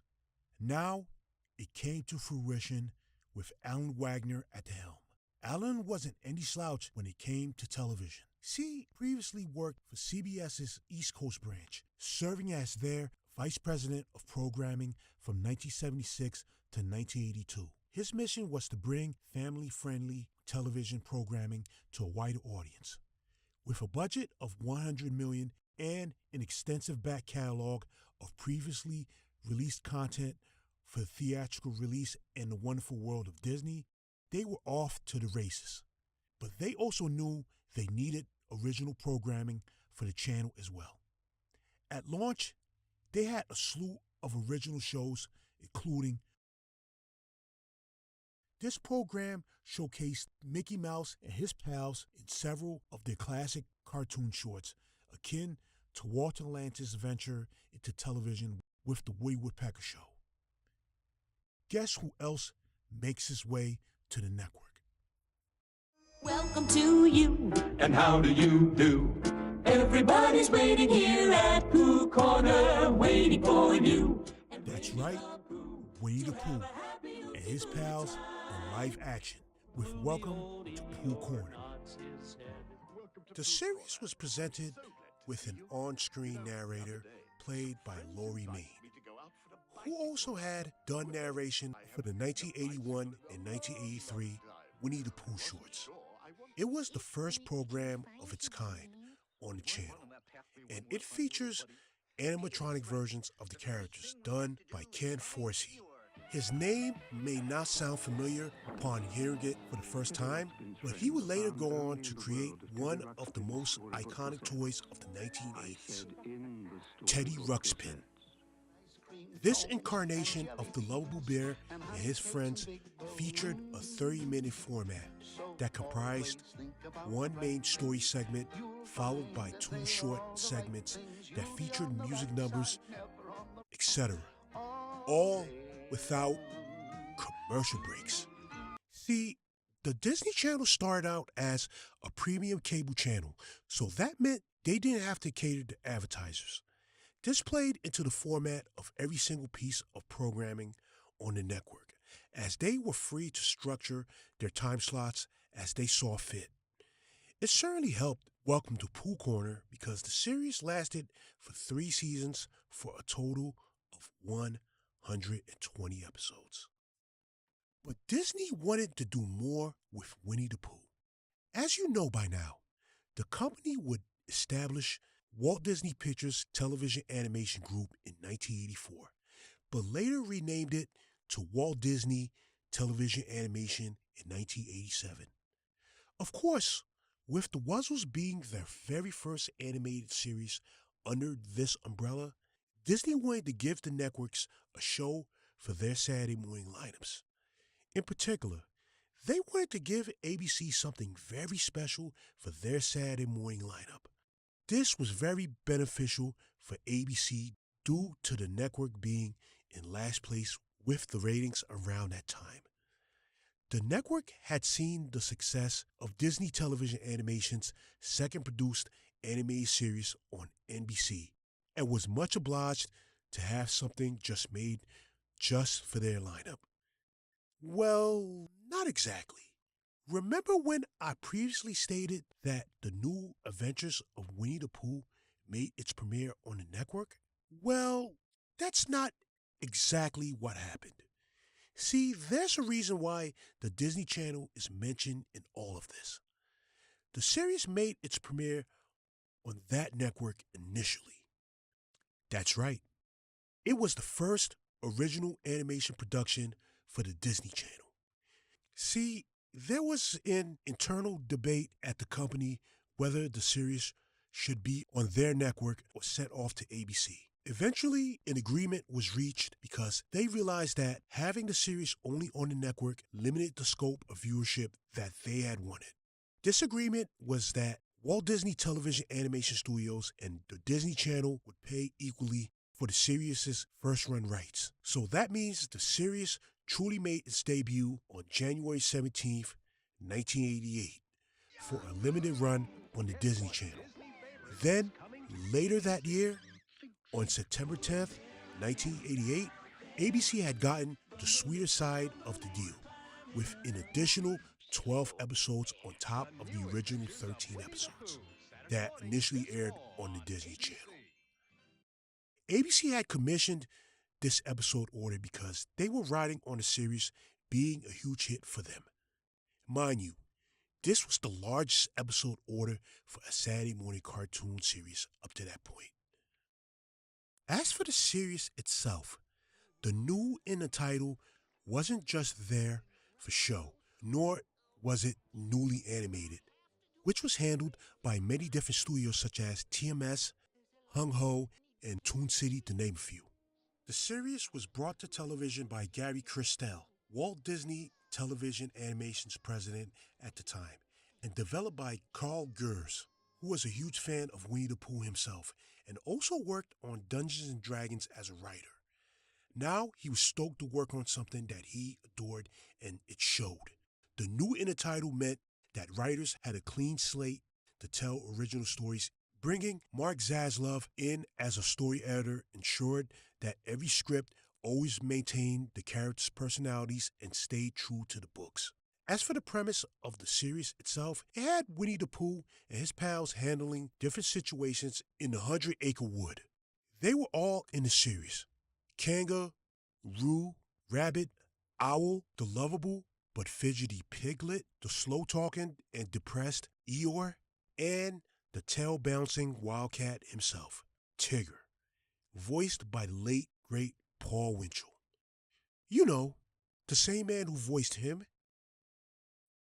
The series also managed to introduce viewers to new characters to the lore, such as Kessie, a little bluebird that had taken a liking to Rabbit, Gopher, who was always blowing holes underground, and the series even got villains into the fold, such as Stan Wuzzle and Heffalump, a scheming weasel and a not-so-smart brown elephant, respectively. And of course, Christopher Robin was there as well. But this time, there were changes to his character. Now, he had an American accent instead of the British one used in the theatrical shorts. Also, he didn't live in the forest like he did in the books.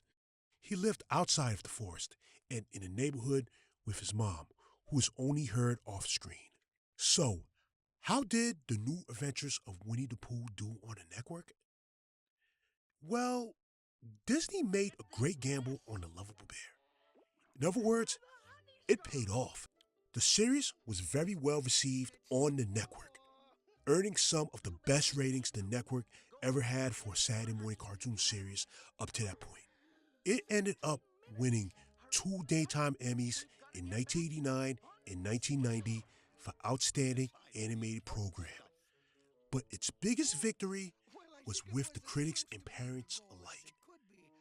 Charles Solomon of the Los Angeles Times once stated that it was the best made-for-TV cartoon show in several seasons, and later said It was not only the classiest show of the season, but also one of the best-looking series ever animated for television. Mike Hughes of the San Bernardino Sun once stated that if kids like the verbal wit of other shows, they'll tackle the rich sophistication of Winnie the Pooh. Mind you, most critics were very critical when it came to Saturday morning cartoons. For them to give a glowing review of anything animated at that time was an accomplishment for any network that was dealing with constant cancellations of cartoon shows left and right. Heck, even Peggy Charin herself loved the series. Yes, her, the main figurehead of the ACT. She called the series an imaginative extension of the Pooh stories and preserves the essence of the original characters very well. The series was a huge success with parents, with many of them approving their kids watching it. It was a top-rated series with boys and girls from age 7 to 10. The series lasted 4 seasons on the network, but it managed to do something only very few cartoons ever did on Saturday mornings. It stayed on ABC's lineup in reruns up until 1993. Then it made its way back to the Disney Channel in 1994 and stayed there until 2006. But it also managed to jump back to ABC. But that's a story for another time. Today, Winnie the Pooh remains one of Disney's top properties, despite the books and characters going into public domain in 2022 and 2024, respectively. The studio managed to squeeze out 2 animated features after the series had ended its run. 2000's The Tigger Movie and 2003's Piglet Big Movie. And just recently, it was announced that a new studio by the name of Cartoon Studios are bringing the iconic Honey Loving Bear back, but in a combination of AI and CG animation, titled The 100 Acre Woods Winnie the Pooh, featuring 206-minute shorts and 5 holiday specials. It's slated to launch during the latter part of 2025. So in other words, Winnie is here to stay. To imagine all of this was started by an eager dad who created a series of poems and stories to teach his son about life itself. In turn, he made a tale that endured for generations and gave us a sense of wonderment. Despite Alan and Christopher Robin's disdain for the books later in their lives, it doesn't dismiss the fact that Winnie the Pooh brought out the kid in all of us, created a timeless tale of friendship, kindness, and caring of others. It continues to impact many lives to this day worldwide. But in 1988, us kids had no idea what impact it would have on our Saturday mornings. All we knew was that the new adventures of Winnie the Pooh was something that we could rely on to entertain us. It was the Saturday morning cartoon version of comfort food. And considering that we ate a wide variety of sugary breakfast cereals while watching it, that was the biggest accomplishment of them all. The series was an escape from the horrors of the outside world, learning about the goodness in those around us. A lesson is taught through these lovable characters. That was the power of Winnie the Pooh. Rumbly, tumbly, climbing a honey tree. Good old Winnie the Pooh. Keep on eating that honey, my furry friend. Keep on. Thank you. Thank you for sharing this, Eeyore. It's made everyone so happy. Just returning the favor, Piglet. Just returning the favor.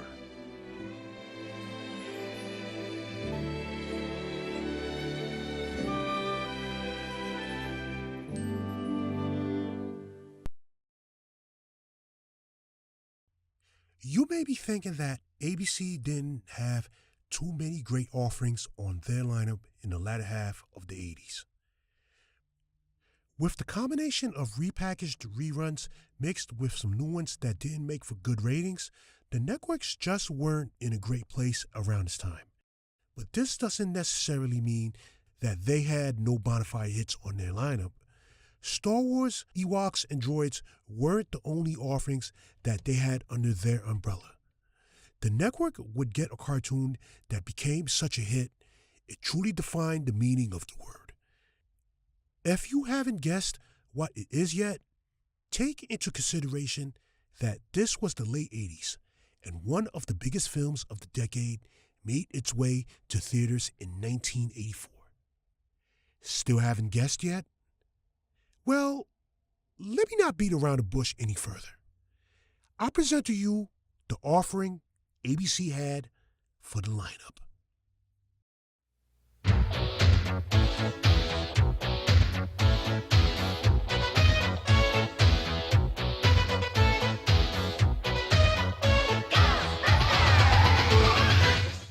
Here it is, the Real Ghostbusters. An animated series that you would have been hard-pressed to find any kid that didn't watch it. But as you already know, it was a byproduct of 80s Hollywood movie magic. That being, of course, the now classic 1984 film Ghostbusters.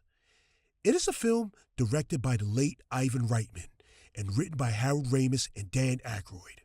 The film weaves a comedic plot about 3 parapsychologists fired from their jobs at a New York university. That, in turn, drives them to go into business for themselves and open a ghost removal service for those willing to pay for it. These men are Ray Stantz, Peter Venkman, and Egon Spengler, played by Dan Aykroyd, Bill Murray, and the late Harold Ramis, respectively. Together, they are the Ghostbusters. With the help of a hire that they take on due to the growth of the business, Winston Zedmore, played by Ernie Hudson, they take on a job for Dana Barrett, played by Sigourney Weaver, who also played in a well-known franchise herself, that has a significant problem on her shoulders. She accidentally opened the gates of hell, and the Ghostbusters must stop a dark fiend by the name of Zool and his minions from exiting it. Upon its release, Ghostbusters opened to just $13.5 million on a budget of $30 million. But here's the twist. The film went on to earn $229.2 million at the box office by the end of its theatrical run, and $296.6 million worldwide in total. In other words, Ghostbusters was a colossal success. That might surprise you. It wasn't only the #1 film in theaters for 7 weeks in a row, but also became the second highest grossing film of 1984, a few million behind Beverly Hills Cop. Mind you, this was a film that was in the same company of Indiana Jones and the Temple of Doom, Gremlins, which came out on the same day as Ghostbusters, and The Karate Kid in a top 5 spot. Ghostbusters was a white-hot commodity with merchandise such as t-shirts bearing the logo selling out in droves. The film also gained several Oscar nominations, including Best Original Song, which Ray Parker Jr. didn't win. But he did win the BAFTA award for his song in 1985. Despite being heavily received by kids and adults alike, Columbia Pictures didn't have any plans outside of that initial film, according to the film's producer, Michael Gross. Supposedly, they were in talks to work on another sequel a year later, but the movie's cast wanted to go off and do other projects. Ever wonder why the title of the series was called The Real Ghostbusters instead of just Ghostbusters? Well, to answer that, I must take it back to 1975. This was the year that Filmation was capitalizing off its tenure on Saturday mornings, with offerings such as The New Adventures of Batman, The Adventures of Superman, and The Archies, to name a few. But during that era, they also dabbled in creating live-action shows to directly compete with what the Crofts were doing for ABC. One of these live offerings starred 2 sitcom alums, Larry Scorch and Forrest Tucker, from the classic sitcom F Troop. They were 2 paranormal detectives doing what they do with a gorilla companion, Tracy, who drove their buggy everywhere. Filmation had banked on this series being as successful as Shazam was previously for them. But alas, that never happened because Ghostbusters only lasted for one season. That was it. Flash forward to 1985. Filmation had seen the success of Ghostbusters in theaters and tried to sue Columbia Pictures for infringement, claiming that they stole their idea and their film had many similarities to their IP. Filmation did have a case, so Columbia made the best possible decision that they could have chosen: settle out of court with a settlement.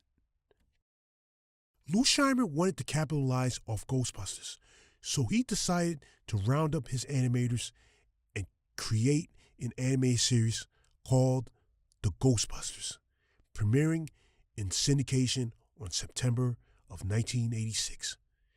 Their take had the teenage sons of Jake and Eddie, along with Tracy the Gorilla, going on adventures in their time-traveling buggy. They were also joined by Jessica, a news reporter, and Futura, as they contended with Primeval and his minions. This unique and intriguing premise set the Ghostbusters apart from other animated series of the time. As for the reception of the series itself, the Ghostbusters wasn't a hit in the syndicated television markets. Lou Scheimer once expressed that they should have snagged up the rights for Columbia Pictures film to make an animated series. The reason for that statement? Well, in late 1985, Michael Gross, along with Joe Medjuck, were in negotiations with ABC to bring the Ghostbusters to their network. But to do that, it had to be on Michael Gross's terms, as he and Joe ran roughshod on ABC, expressing that they needed their IP and not the other way around. Also, he had a stipulation if ABC were to have the Ghostbusters on their network. More on this shortly. ABC, of course, complied, and the Real Ghostbusters made its way to airwaves on September 1986. An anime series created solely at the request of Columbia Pictures to capitalize off the film's success finally. ABC would be the home of this new series, and Deke handled the animation duties. Mind you, this was a studio already making waves in syndication and on Saturday mornings. It had hits such as Inspector Gadget and The Littles respectively. Now, they were about to handle one of the biggest movie IPs of the 1980s. But that was only just animation. The real men at the helm were Michael Gross and Joe Medjuck, the film's executive producers. The day's first order for them was to bring on capable writers to script the series. They brought on none other than J. Michael Straczynski as the series story editor and head writer. Chuck Menville and Len Jansen were brought on to write for the series and its two versions. That's right, two. See, upon agreeing to put the Real Ghostbusters on ABC, Michael Gross's stipulation was for him to have a syndicated version on air as well. This would be a common practice that got its start with the Real Ghostbusters. As for the premise of the series itself, it was easy to say that it never bore any resemblance to Filmation's IP at first glance. This series was a direct continuation of the film that preceded it. The Ghostbusters went around busting ghosts, ghouls, and demons. Even though the series maintained the comedic aspect of the film, it also brought on an element that wasn't present in the movies. This, in turn, always had ABC's Broadcast Standards and Practices division at odds with Gross and Medjuck. But as I mentioned before, it was going to be either on Michael Gross's terms or there was no show for ABC. Let's say that he wasn't particularly friendly with ABC when they told him and his writers what he could have or could not have in the series. As for the cast, the original actors didn't reprise their roles for the series. This was due to Michael Gross being adamant about not dealing with the actors' agents for permission, as it would have cost him way more money to have them on their series. So In addition to not using the actors from the film, he also changed their likenesses by changing the color of their uniforms to differentiate them from one another, and their hair color. In place of the original voice actors, they had managed to get a significant ensemble of great voice actors, such as the legendary Frank Welker voicing Ray Stantz, Maurice LaMarche voicing Egon Spangler, Arsenio Hall, who, by the way, would make waves as a late-night talk show host with the Arsenio Hall Show in 1989. But before this significant gig, he was the voice of Winston Zeddemore and the late Lorenzo Music, who was voicing Garfield in the anime specials and later in 1988 with Garfield and Friends. Here, he was the voice of Peter Venkman.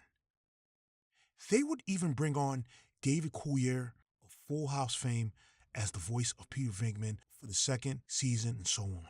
Supposedly, this was solely on the request of Ivan Reitman to appease Bill Murray. But the real reason why things were changed for the second season and third was that ABC had brought in Q5, a consultant firm consisting of PhDs in psychology and marketing, advertising, and research professionals that ABC had hired to help work on their primetime shows. Their involvement would bring drastic changes that didn't sit well with most of the writers for the series. At the behest of Q5, courtesy of ABC, Janine was given a new look. Gone were her volumed hair, dangling bracelets, and miniskirt, and who was a wisecracker. The new Janine was there, with softer features, big round glasses, and a long skirt. Her voice was also softer, which meant the original voice actress for Janine, Laura Summer, was replaced with Kat Susi. The president of Q5, Thomas J. Hines, once stated that the change of Janine was not done on anyone's gut feelings about what's creative and what's not creative, or what's sexist and what's not sexist. It's back to how we can involve more girls when we have primarily men characters. The female was not working for the female target, and we're sorry she's not the way she was originally designed, but she's not. J. Michael Straczynski was not a fan of any of the changes that Q5 had implemented, particularly Janine and the direction that the series was headed in. And he stated this about Q5. They were evil. They wanted us to knock off all the corners. Janine was a strong, vibrant character. They wanted her to be more feminine, more maternal, more nurturing, just like every other female on television. It is a truly insidious organization. A lot of their research and theories are strictly from voodoo. I think they reinforce stereotypes, sexist and racist. I think they are not helping television, they are diminishing it.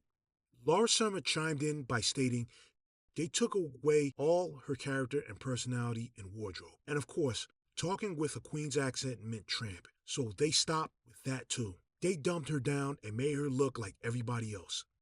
These changes made Straczynski walk away from his role as head story editor for the series, and Len Jansen and Chuck Menville were promoted to story editors. Also, in the later seasons, the show was renamed Slimer and the Ghostbusters in a push to make the show more kid-friendly. Slimer was given his own set of cartoons. As you can imagine, these changes caused a slip in the ratings. But despite the series losing ratings throughout its run, The Real Ghostbusters lasted for 7 seasons, amassing over 140 episodes in total. This was quite a rare feat for Saturday mornings, where new cartoons were usually rotated in and out of lineups due to their lousy reception and ratings. The series also managed to garner several Emmy nominations, and it was #1 on ABC's Saturday morning lineup for almost its entire run. The success leaned heavily on Gross and Medjic, giving Straczynski and his slew of writers total creative freedom in how they wrote the episodes. Gross wanted every episode to feel like a sequel to the original film. Even though the series had spawned into a giant toy line by Kenner, the series was never made to sell toys, which was the norm then. Gross and Magic's mission was to always put the story first over everything. Many writers wanted to write for the series, and they did bring on new and upcoming writers to write for the series, such as Mark Edward Edens and his brother Michael. Despite the series going through revisions, such as by making him the star of his own episodes, The Real Ghostbusters remained a hit on the network until its end in 1991. But the series did more than that. In the future, it would change how cartoons were presented on network lineups. They were always chasing after that next hit, and The Real Ghostbusters had set a new standard. This will not be the last time that we see movie IPs becoming as successful as Saturday morning cartoons on ABC or any other network going forward. As a matter of fact, this was only the beginning of it all. As for the franchise itself, Ghostbusters 2 had made its way to theaters on June 16, 1989 at the height of the series' popularity. Despite the film earning $215.4 million worldwide, it was deemed a financial failure by Columbia Pictures and critically panned by critics, mostly hailing it paled in comparison to the original film. That was it for the Ghostbusters. There were talks of releasing a sequel around that time, but it would be dormant for years. But it didn't mean the franchise was done for. In 1997, the Ghostbusters had came back to animation, only in syndication, with a new series called Extreme Ghostbusters. This one had Egon, retired from the business, returning to the profession that made him famous, with 4 new recruits to take up the mantle. Unfortunately, it only lasted for 40 episodes in syndication. But that wasn't it for the franchise, because on August 23rd, 2021, they finally returned to theaters with the only man at the helm who could do the franchise justice again, Jason Reitman. Yes, the son of Ivan Reitman, the director of the original Ghostbusters films. The Ghostbusters were back in a new way with Ghostbusters Afterlife, which found 4 new kids taking up the mantle after discovering they had a close connection to the original Ghostbusters. The film was a resounding success with audiences worldwide, earning $204.3 million by the end of its theatrical run. It was a film that was only made with a $70 million budget. So in other words, it was a win for the studio as well. This in turn made them greenlight a sequel, Ghostbusters Frozen Empire, which made its way to theaters on March 22nd, 2024. It reunited most of the original cast alongside the ones established in Ghostbusters Afterlife as they tried to save New York City from an ice god. It was also well received by audiences. On top of that, it was recently announced that the Ghostbusters are returning to animation in a brand new series for Netflix, headed by Ivan Reitman and Gil Kenan, the directors of Ghostbusters Afterlife and Frozen Empire, respectively. In other words, the Ghostbusters are alive and well. But in 1986, kids across America hadn't a clue that these 4 men would entice them to watch their exploits for 6 days a week. We were just happy to see them on our screens, dressing up as them on Halloweens and playing with them with the various toys that adorn the image. ABC benefited the most from having them on their lineup when they weren't the most valuable. But that speaks of the charm and magic of our favorite supernatural exterminators, reviving our excitement on Saturday mornings. And by the way, don't cross the streams.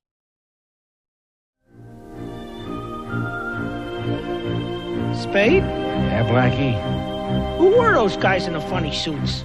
The Ghostbusters, Blackie. They got real moxie.